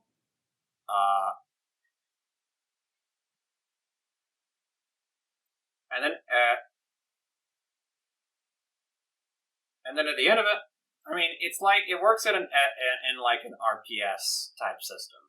The mages bypass armor. Yes, but this is a physical attack, so how's a physical attack a mage? It's not a physical attack, it's a fire blast. Which is more physical than it is magical if it's coming out of a mouth. Lythander, shut up. Anyway. Korak, it's just... Go with it. Anyway, he's going to make 2 saves. 1 to save against the vulnerable. This is the vulnerable save. He does not pass the vulnerable save. And then the next one to see if he clears pacified. He does not clear pacified. Oof. Oh, I forgot to. I forgot he actually gets an additional. Forget he gets an additional action. Shit. So let's. Since he gets an additional action, he's gonna do his Spitfire. He's gonna do Hellish Breath. Area effect. All characters take 2 piercing damage and are shoved 1. Corrosive gas clouds can also be moved 1 space towards or away from the hellhound. The 2 damage is automatic, but it is reduced to 1 because he is pacified. Does this hit Yes, all of us? it does. Like it hits line all 4, of us. He cone 2, or literally whatever? said it hits everybody. He didn't specify a range. No, it hits. He just said that it hits everybody for 2 damage. That's what you just said. I specified it hits. No, I said it hits. You said it hits everybody. Line 4. Yeah, this is the area it hits. It's a line Zaffir and 4 with Mantrax. Or Mantrax. It's a line 4 with a width of 2, and because of pacified, which could cause them to enter character spaces. So the poison clouds move further closer to you. Also, I forgot to mention, as the last action of its turn, it marks Mantrax with Spitfire. Oh, what does that mean? You'll see at the end of Zaffir's next turn. Zaffir, you are no longer pacified. Okay. There's no way to get rid of this, is there? I believe there is, actually. I do believe there is, but Zaffir, what do you got? I am at half HP already. Awesome. So you can counter. Wait, sorry, nope, I misread that. I'm at 27 from that 2 damage, unless there's another set of damage that got... 1 damage. He's pacified.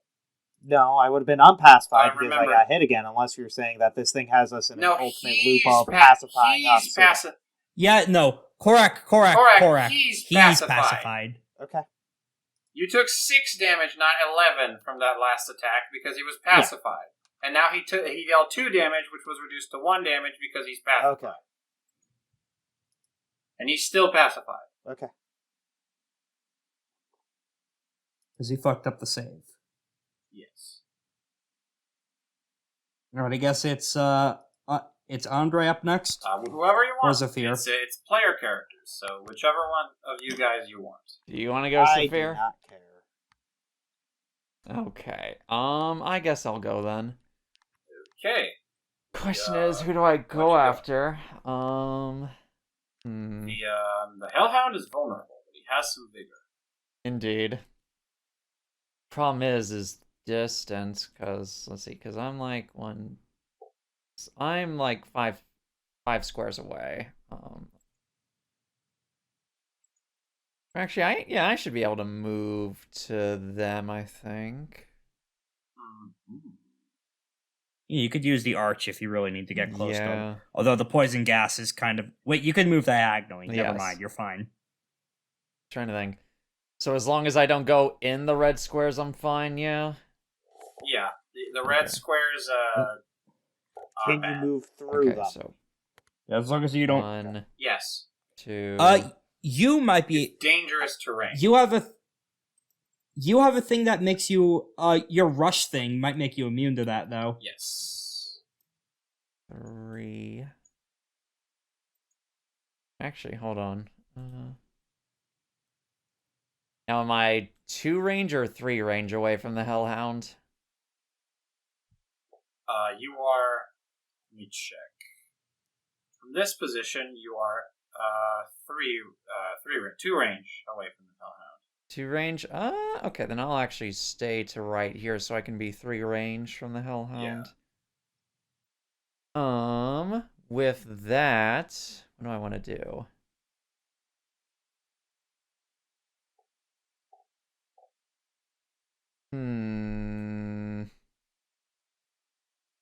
I think that I'll use... What do I want to do? Yeah, I'll use Astral Chain for this. Ooh. All right. So, let's see. It's 1d20 for accuracy, yeah. 1d20. Yep. All right. Please. Oh, damn! That is a natural critical hit! Nat 20, baby. Oh, fuck! Nat crit. Oh, before Now the sprite is doing something. Oh, by the way, did you move the sprite? Oh no. I cannot move the sprite. Only you can move it.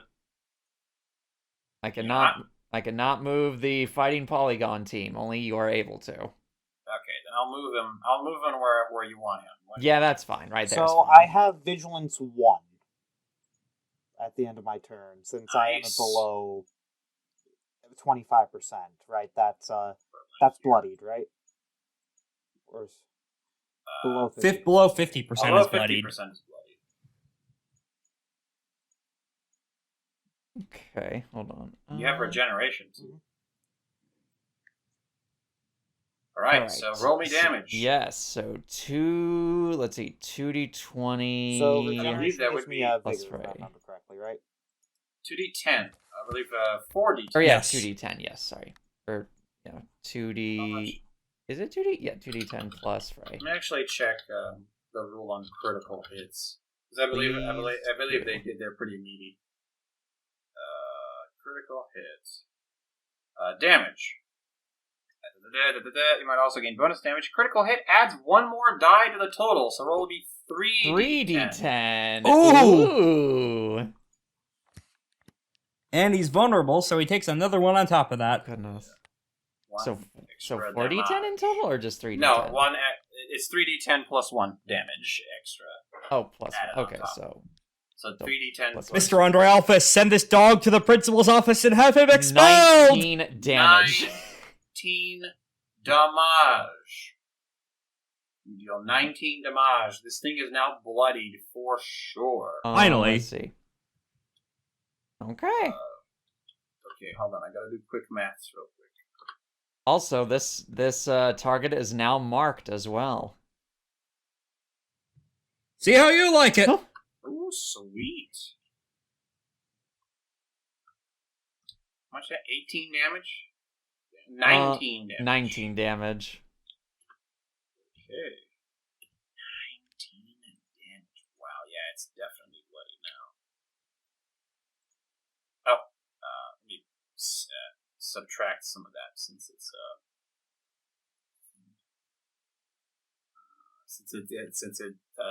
some of the vigor eats that. And that actually means it's not bloodied. Ooh. It's Wow. not bloodied by 1 HP, Wow. but it's still marked. Still took a boatload of damage. Yes, for sure. The vigor helped. But it is still very much bloodied. It is no longer pacified, though, so watch out for that.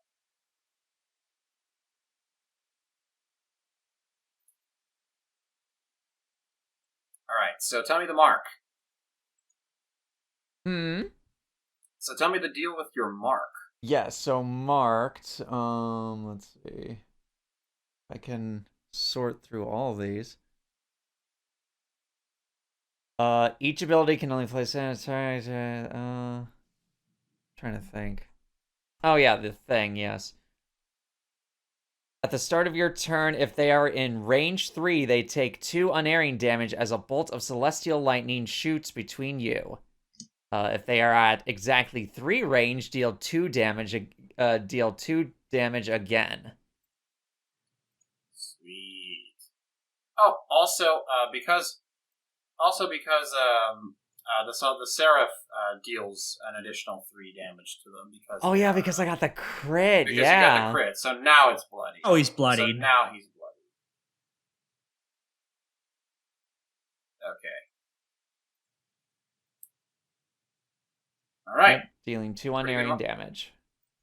How much unerring damage? 2 unerring damage. All right, I already calculated it. Okay. I added in the vulnerable, so it goes from 2 to 3.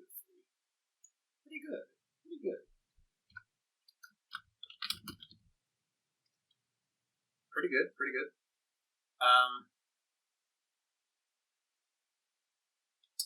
Okay. So, additionally, now that it's bloodied, it gets something special from the re-enact. Oh boy. A gift basket? An aura. Same thing. While the ape or its host is bloodied, it has aura 2. Foes in the aura are sealed plus. Take bonus damage and take 2 piercing damage if they end their turn there. Oh goodness. Oh my god!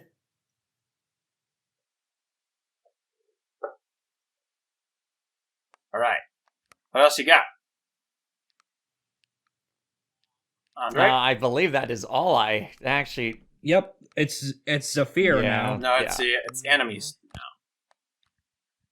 No, Wait, I only Zaffir did act? one. I only No, did one Didn't he, turn. did he act?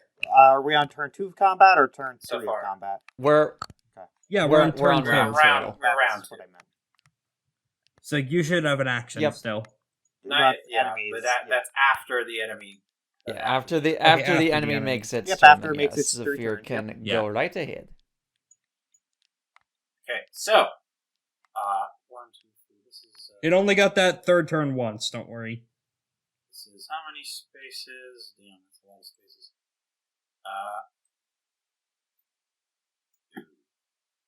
Mina would have to cross the dangerous terrain.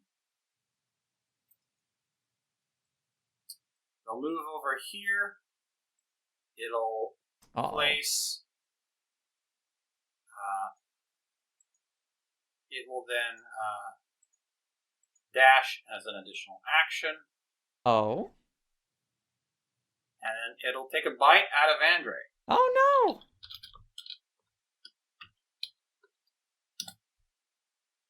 Ow. Sorry. That absolutely hits you. Oh, that's just a hit. Yeah. Just a hit.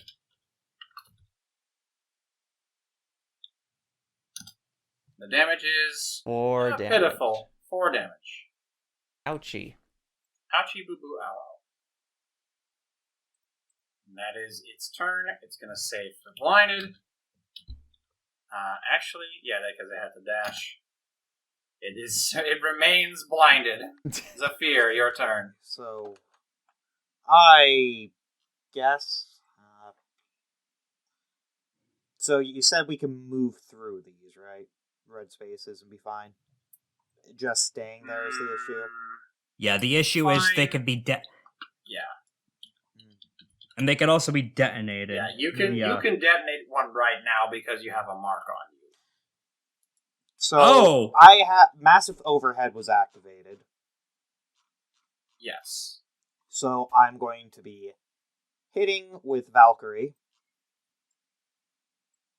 Okay, who are you hitting? Oh yeah, the boy. This guy right in front of me. All right, Big Chungus. Chungus. 6. Unfortunately, his defense is 8. So he takes Fray. That Plus massive overhead. Does it such still force deals bonus damage and creates a pit underneath the target. After resolve special effect, if your target was already in a pit, which it wasn't, center the. Where do you want to put the Well, pit? the pit goes right underneath it. It gets into a pit. It creates a pit underneath it.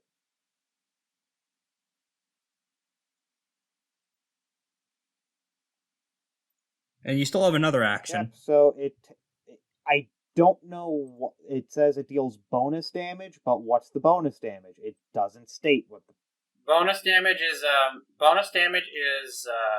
you deal you roll the dice for damage twice, and you keep the highest number. Okay, so So you roll damage Ah. anyway, even though you missed, I think. I don't think is that the case, Chills? No. No, you only roll bonus If you damage roll. if you roll damage. So it Does it nope. at least double fray? So No. literally, it was a waste It's, of action, except it created a pit, which I don't think actually does anything. It eats its It means movement. you're at a higher elevation. It does? Puts you at a higher elevation. Yeah, pits count as if you're in a pit, you're at a lower elevation. It also means he has to sacrifice his movement to get out. Yeah, but it doesn't do anything about his breath attack when he's in a pit, because, of course, breathing goes through earth and still deals damage. Now, you could tap the arch in front of you as a free action to teleport to any space adjacent to the arch to get out of the way of breath. Well, the only other thing I can do is set up another massive overhead. Okay, so entering or exiting a dangerous terrain space causes a character to take 2 piercing damage. Characters can only take this damage once per turn, even if they enter or exit it multiple times. And the red bits are dangerous terrain. Wow, he really hit. See, Korak, that helped you fucked him with his own trap. No, don't worry. The traps don't actually affect him. They affect the monkey, but they actually affect the monkey, but they don't affect him. Oh, so well, that's still helpful. How is my real question? Because you said what kind of difficult terrain is it? It's dangerous terrain. Poison gas. It is gas. Okay, so what you're saying is that if we had any gas-based attacks, they would be useless. Well, he's immune to gas. You just said he's immune to the gas. What are you saying? He's immune? Korak, I don't think there are any gas-based attacks in this game. He's immune to his own gas. Because he made it. That's literally his mechanic. He creates squares of gas.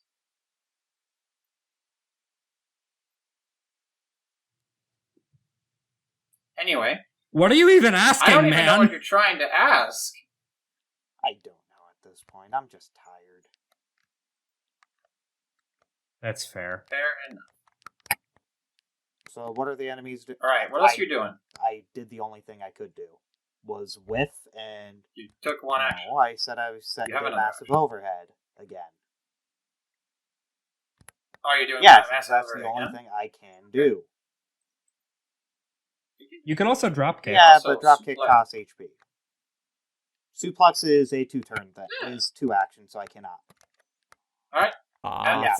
Alright, so it's the end of your turn, so your mark triggers. Wait, alternatively, before you end your turn, you could pop the action of one of your trophies. Yeah, the ram. Either the horn of the ram.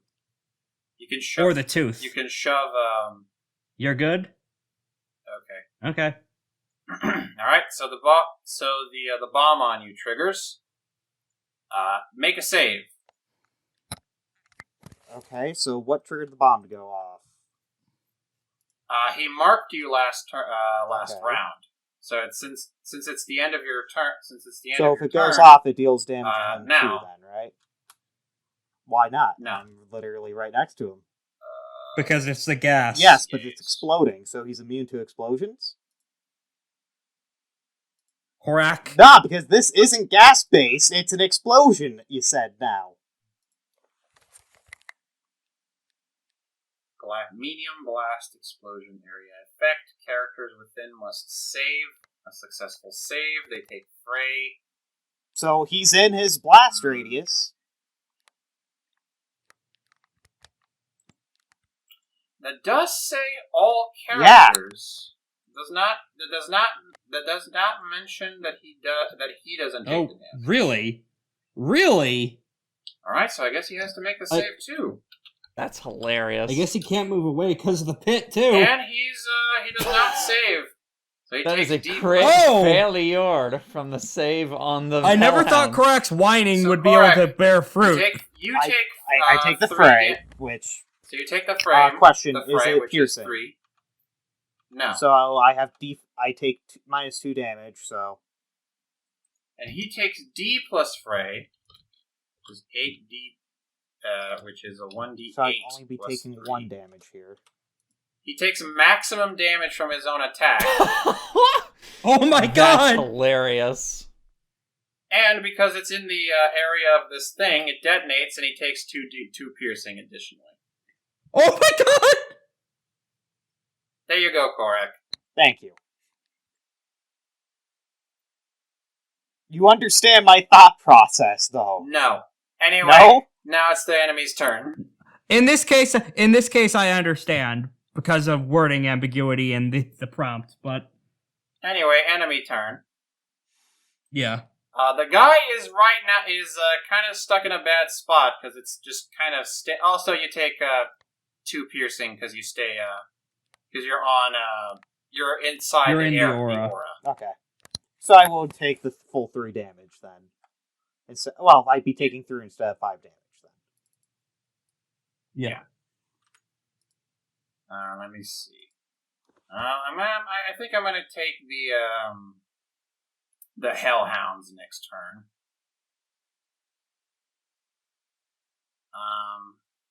We're going to. Okay, so the hellhound's gonna move away. He's gonna attempt to move away. Are you gonna use your vigilance dice?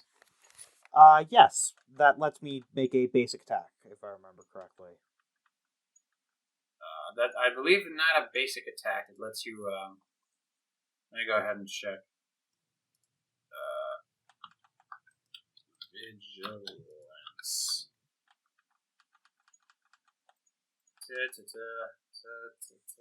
Here I'm scrolling too. a special effect with X charges represented by a pool of D6s. Oh like wait, trigger no, effects, flinch, I am concentration, not. Trigger. I am not bloodied, so that does not. I don't A get. character the can vigilance. spend. Okay. So. So. It's okay. actually wait. Fortify spaces adjacent to you have rampart. Gain vigilance +1 at the end of your turn. Never mind. I do have. I do have 2 vigilance dice. Okay.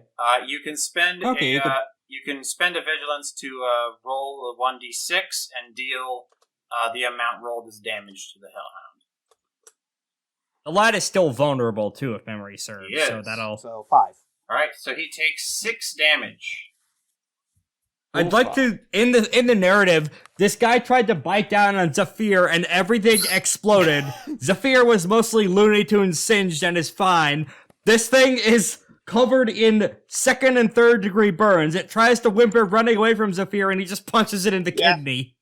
Excellent. All right.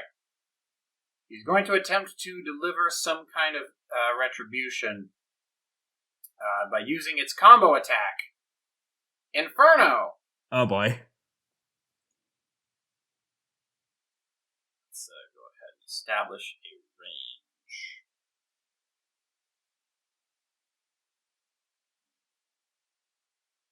It's unfortunate that Zaffir just. Maybe one of you lads should have teleported when we had the chance. Probably, but Yeah. That's okay.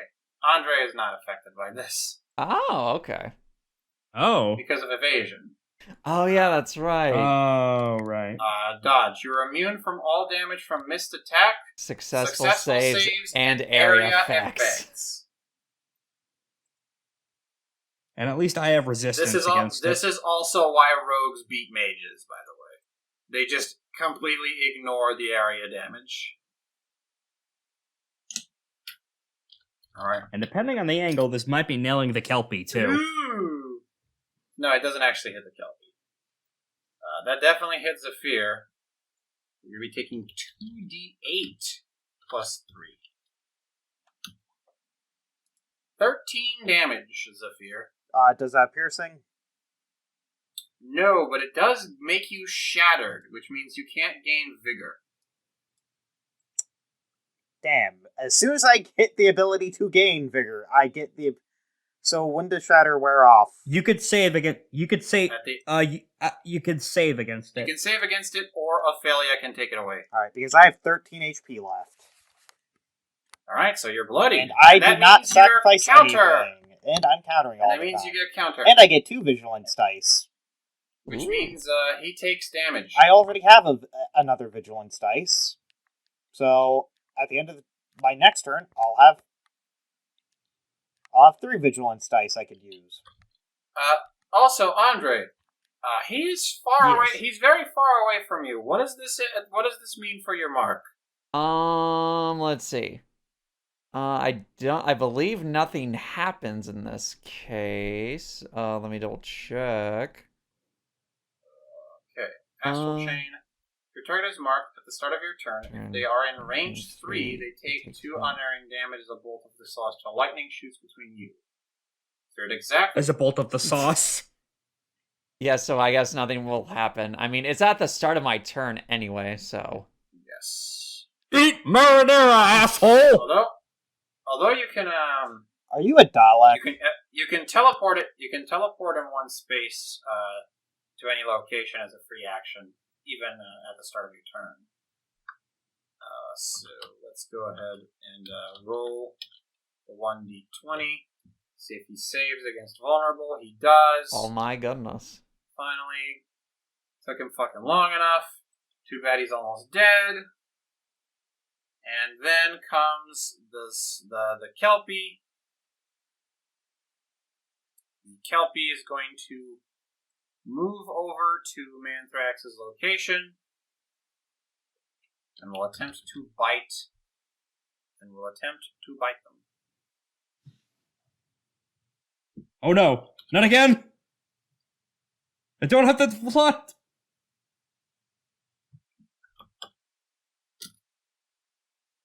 Alright, 15, that definitely hits. Yeah. Of course. 10 plus 2. 5! A moderate strike. Alright, it's not terrible, but ow. I don't have too much HP in this. Then, are you still blinded or did you save against it? I saved against it. Okay.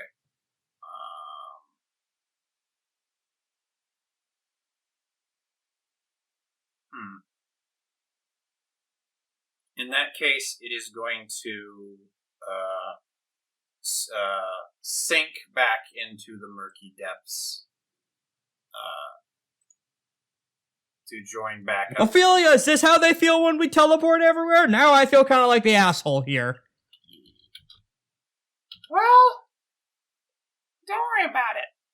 At least, it's only okay if when we do it to them. And he's finally free from blinded. Yeah, sure. Oh boy. Alright, top of the new round. Who wants to go? I should note that we are now at Resolve 2, which means that someone can burn the party Resolve to do a potential limit break. I heavily recommend Zaffir. Mine is Resolve 3. Yes. You can do that. We're at 2. Good to remind everybody, the Hellhound is quite close to death. While Korak, we also have Party Resolve. Every encounter in an expedition we go without using the rest, Party Resolve ticks up by 1, and that can be used in combination with Personal Resolve. So, let's see. You could get over there with the teleport. You mind if I go, guys? Yeah, sure. 1, Go right ahead. 2, 3, 4. I'm gonna attempt to Valkyrie this Hellhound. You're not going to do the suplex? The suplex. Why not? Suplex takes me out of the. No, I mean the limit break. Because I don't think it. Because I have to sacrifice 25% of my max HP. I'll be at 3, and since I can't do anything, they take 50% of their max HP to find damage on 25% on a success. Against legends, that doesn't do anything. He is bloodied. Yeah. So if he fucks up on this, you just kill the dog outright. What are you doing, by the way? I was gonna just use Valkyrie. That works. You can use Valkyrie.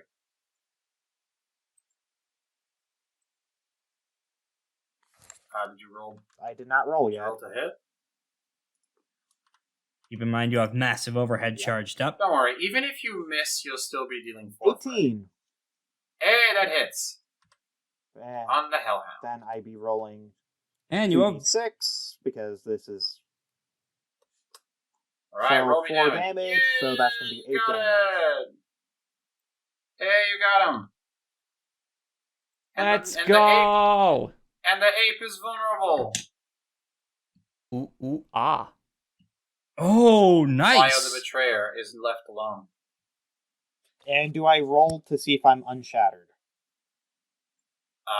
At the end of your turn. You have one other action. Oh, I have one other Also, action. did you create a pit? The pit goes right underneath the enemy. It always does. The enemy was swallowed whole by the pit. Oh, because Bio the Betrayer shared a space with shares his space with the guy. I actually think he goes into the pit. Oh, that's great. That's hilarious. That rocks. What does Rush 2 do? You move without triggering terrain effects or Okay, so I'm intros going or to anything. sacrifice 6. Go to 7 HP. I'm going to dropkick Fire the Betrayer and Okay. 1, 2, and Rush 2. Okay. So Don't you drop kick? Don't you have to drop kick? Don't you have to deal the damage to an adjacent character after you do the dash? It says Just then like this. dash. You may rush 2 before or after using this ability. Ooh. Oh, okay. Ooh. Okay. Then in that case, yeah. You don't. Roll me damage. It is just fray. So 4. It's just fray. Yeah.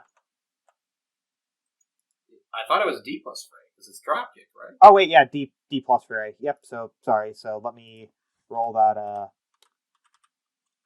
1d6 real quick. 5 damage. Good. It's 5 damage to Bio the Betrayer. I mean, that's not bad.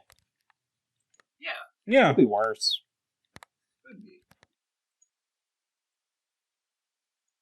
Alright. Bio the Betrayer takes the first damage. He has taken this combat. I imagined falling down the bottomless pit. The dog looks up, and all 3 of its head raise different Wile E. Coyote panic signs. Don't you believe it? Don't you Wait, that's Tom and Jerry. forget about me. Okay. I exploded myself like a dipshit. Alright. Is that your turn, Zaffir? Yeah. Okay. Next up, Bio the Betrayer is going to go. He's going to have to take his movement action to get out of the pit, and then he's going to spend 1 action to latch onto the Kelpie. Now he's occupying the same space as the horse. I want to move him to the back. Thank you. Now he is lesser than the horse. There's a monkey riding a horse. This is what you see. I think I saw that in the new Planet of the Apes trailer. And then he's going to use Pheromone Blast on Zaffir. By the way, Zaffir, roll 1d10 or 1d20. All right. Yeah, to save against save Shatter. against Skip Shatter. 1 second. 17, so I am no longer shattered. Hey! So does that mean that my abilities now proc, or do I have to? I believe you do get the regen vigor. Nice. Let's go. Alright, so he is going to, and then at the end of his turn, he is going to use, and then as the last action of his turn, he's going to use,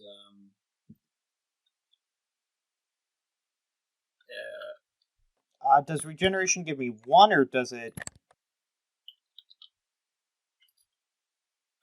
it gives you 4, I believe.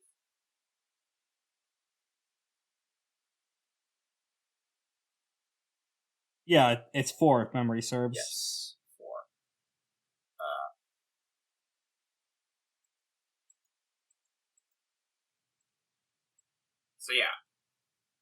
So yeah, at the end of the day, he's going to give you that, and then he's going to place a pheromone blast on Zaffir. So now he's pacified.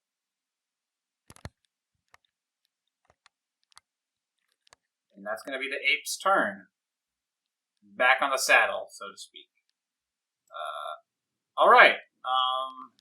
Who wants to go next? I actually have a suggestion. So Andre, Yes. Andre still has your the limit blessing break. token. Yep, your limit break is also hideously powerful as a support effect Indeed. because it basically triggers every single class ability. Mhm.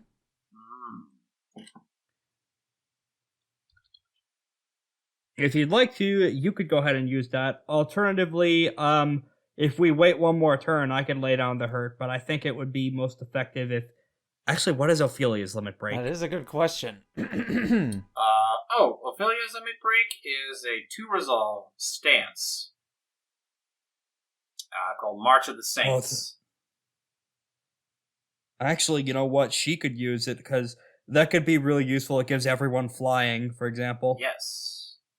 You take this action, or where the stance refreshes, you may invest an ally in range 5 with the power of the Great Saints. Oh, and Okay, unfortunately. And this reminds me, Ophelia's turn is Ophelia is forced to take this next turn as a slow turn. But at the end of when it happens, everyone in a small blast area around her will be cured.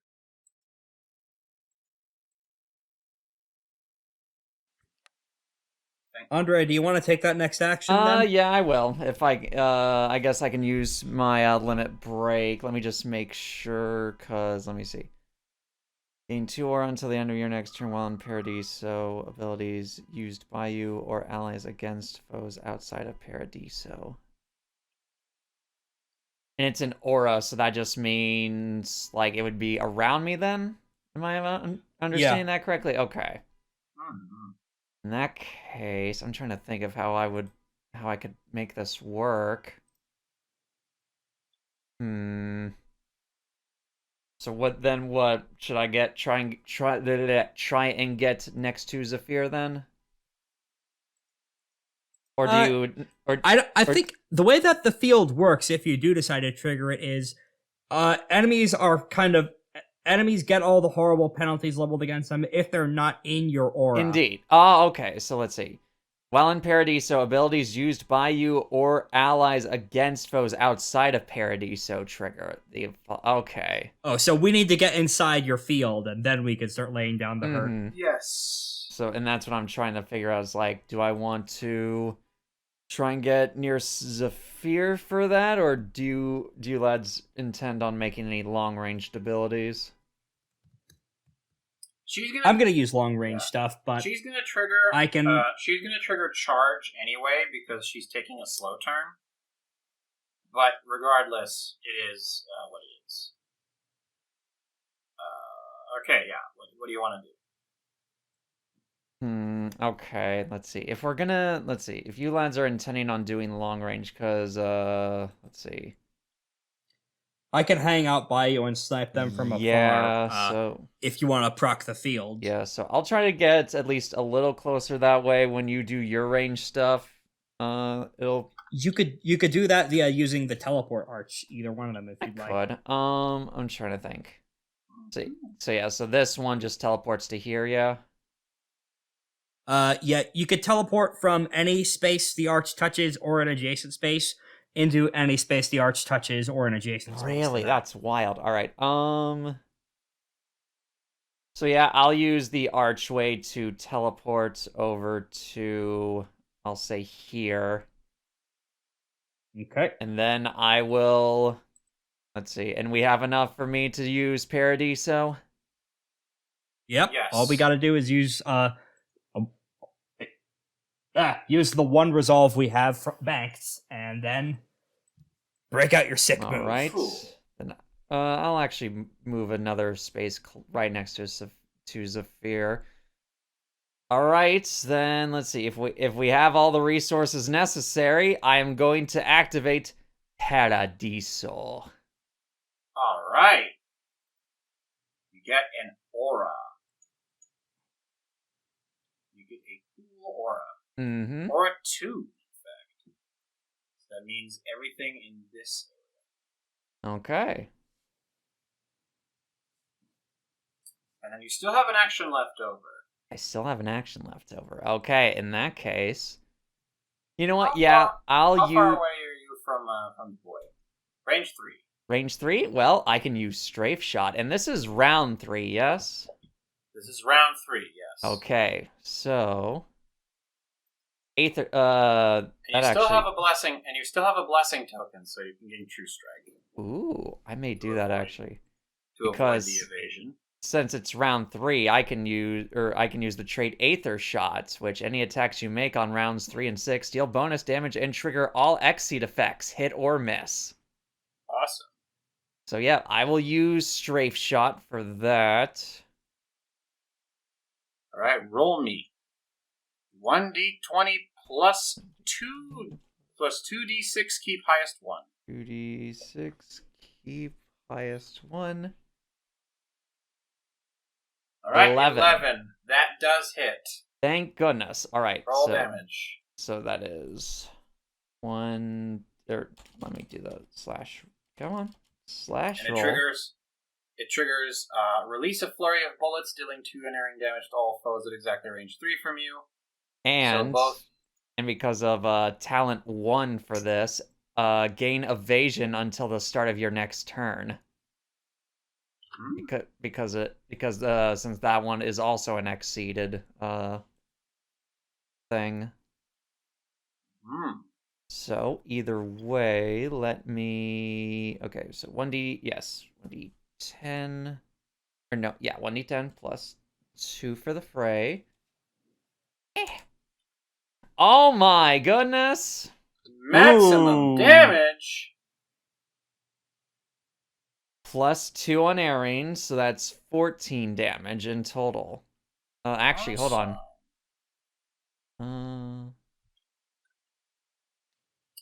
Yeah, this thing is bloodied now.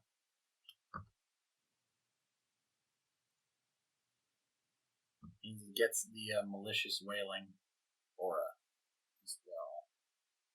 You get There we evasion go. until the start of your next turn. Let's see. Great. I believe that's all I can do, yes.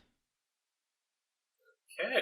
Very effective though in setting up the blitz. Indeed. For sure. I'll be able to piggyback off that to do some goofy shit on my Let's turn. go. Alright. So, Kelpie's gonna go next. As it is the only thing that can go next. Let's move it over here. The aura is still intact. It's inside a Paradiso this time. It'll try to hit you with the bite. The bite of it's also 87? Darn it, I was going to make the same The joke. bite of 87?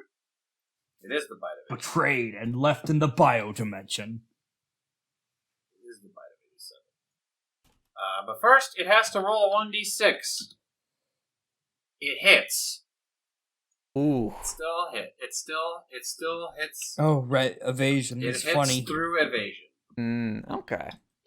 1d6. Oh, but it misses Oh on my the roll. Goodness sakes. Ooh. So you only take fray from this. That's fine. How much fray am I taking? Just two damage. 2 damage. 2 damage. And then it is going to teleport onto the lower area down here. And that'll be the end of its turn. And we'll try and save against blinded again. Does not, god damn it. Alright, who wants to... Alright, Rex, do you want to go first, or do you want to let Ophelia go first? I'll go ahead and go first. Okay. Now that these lads are so helpfully within range, you fool. Also, the mark is cleared from you, thanks to the hellhound going down. Okay. Have to remember, Now, it's unfortunately, also under evasion. Be careful. Right. However, evasion don't mean shit if I can just nail it through stuff like Odin Force and the fields. True. Unfortunately, I don't have anywhere near wide enough range to hit him from inside parity, but that field lasts a while. So I am going to go ahead and I could split up my movement in between actions, right? Yeah. Okay, good. I'm gonna move over here and then try and knock it with Blitz. Okay. So, okay, well, first up, teleport 1 takes 1 damage. Teleport 1 takes 1 damage. Okay. And now for the attack roll. Oh, and for the second one, I spend a charge of Odin Force, and he takes another 1 piercing. Okay. Let's roll for the hit. 1d6, please. Okay, I also need to roll the 1d6 as Oh, well. It hits. Miss. No, it hits. Oh, okay. Yeah, 1d. It's Nice. on a 4 plus. It misses. Okay, so it's from the Blitz. When it hits, it's just a D of damage. So it is only going to take a single D8. Okay. No fray. Roll. That's max damage. Ooh. Wow. Juicy. And he's vulnerable now. Is he vulnerable? I guess he is because Yeah, from you Blitz. attacked him from outside the area. Yeah. Okay, and that's the first action. Now he's For the second one, you know what? Yeah, it keeps working. I'm gonna go ahead and snipe him down with another Bifrost while I'm over here. okay. It's gonna be So both the monkey and the kelpie take 3 damage, with the kelpie taking another one due to vulnerable piercing. okay. And let me double check what the range is on the Odin Force attack. Okay, it's only range 3, so I can't really do too much with the funny clang and coo shit. So I'm just going to cross the field and hang out with the sprite up here. A fighting Where polygon you going? team. Okay. Yep, and I guess that's the end of my turn. All right. One more turn for bio. Oh, by the way, you hit him in the outside the range of Paradiso, so that would trigger slay. Your slay effects. Oh shit, you're right. Wait, isn't it only if I'm inside the parity range? No, if you hit anything outside the range of Paradiso. Oh, that's even goofier than I thought it was. Yeah, By the way, is he bloodied? he is. Nice. So that also activates Talent 1. When used against a bloodied foe, this ability creates 2 dangerous terrain spaces of lightning in free spaces in range 2 of That them. also means I'll be able to do bonus damage to them. Yeah. Great. So is this bonus damage, I guess, where they are right now then? So let me go ahead and do a draw shape option. All right, where are you? Within range 2. Range 2 would include diagonal, so I guess here. Huh? And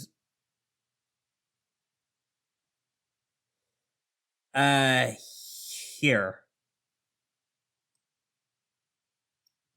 Okay. Dangerous lightning spaces. And for Slay, I also would increase that also would have repeated the first 2 steps of it of teleport damage 1, teleport damage 1.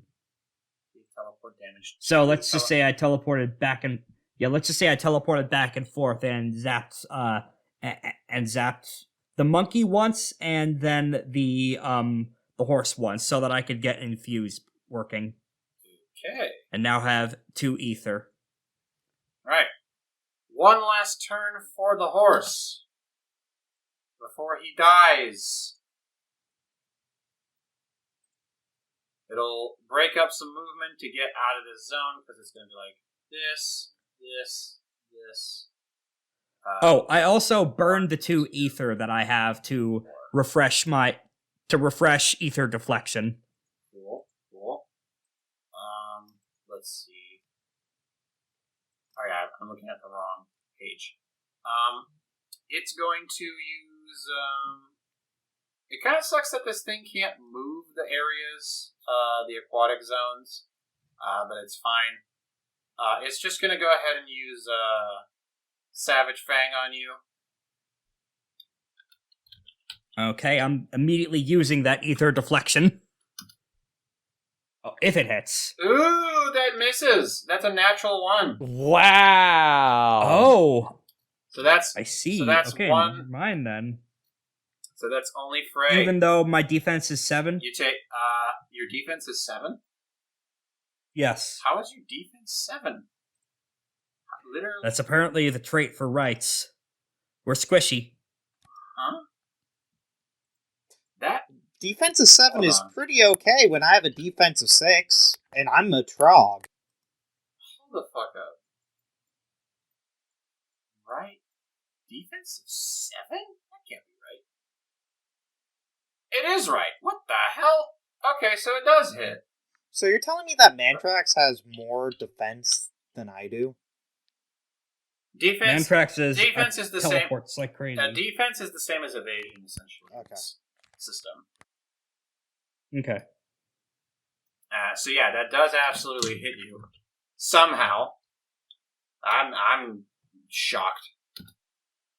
Yeah, I guess I'll go with Minimum that ether. damage. Oh, 4. okay. I'll keep that. I'll keep that ether in the tank. And then it's going to teleport back inside the zone and save for blinded again. Does not clear it. Holy shit! Wild. Alright, Ophelia. Finish Do your it. thing. He's been blind the whole fight. Alright, Ophelia. Time to finish it. Aria goes off, even though nobody was around to use it.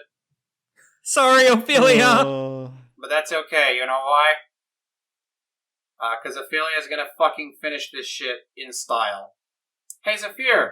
Mm, You know all those cool pits you've been putting around the field? no. They were Yeah, here when I got here. What are you talking about? I Combo. did Some not. of them were. I did not She's put going a to- pit. I pit her? I barely know her. Ophelia is going to spend 2 actions to perform the combo version of Pandemonium Ooh. Purgatorio. Attack. Auto hit. D plus Fray. At range 5. Attack. Auto hit. Exactly 5. Auto hit ignores evasion. D plus Ooh. Fray. Area of effect. Fray. It's a medium blast. And then effect. All pits in the area explode for medium blast area of effect centered on them, dealing Fray damage. Oh my god. Well, that's 2 pits there. So she's going to target the monkey with the initial hit. And then she's going to let the Fray damage finish the job on the Kelpie. Auto hit.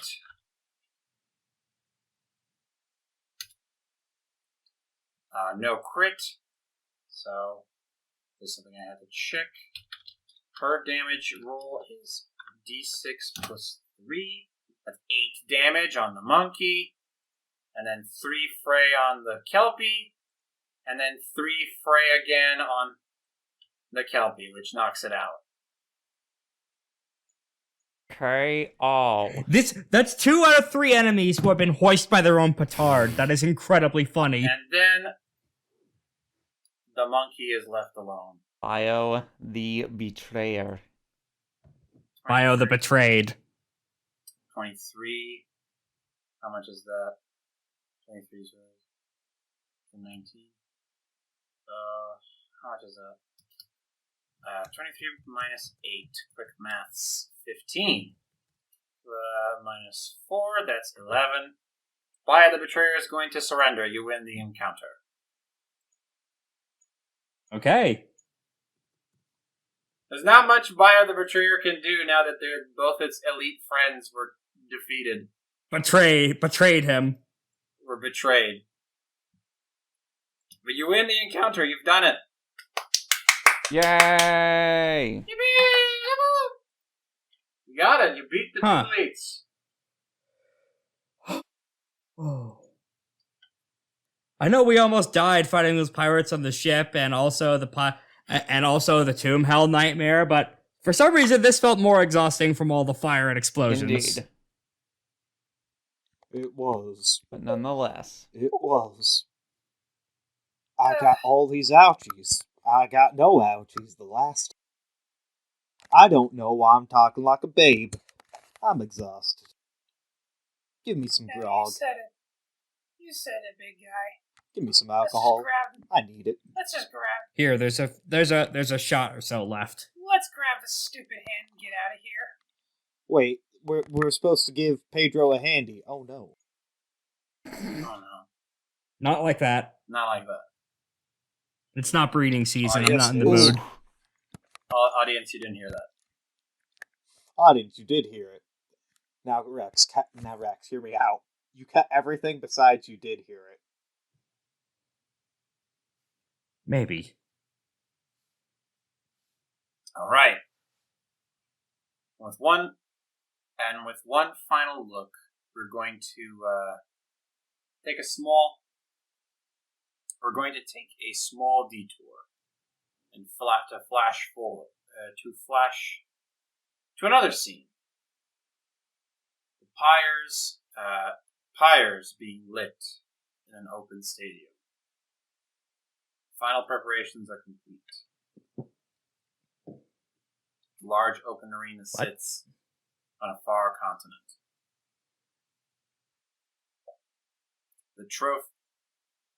Upon the trophy rests another eye, glowing with relic power. The games have begun.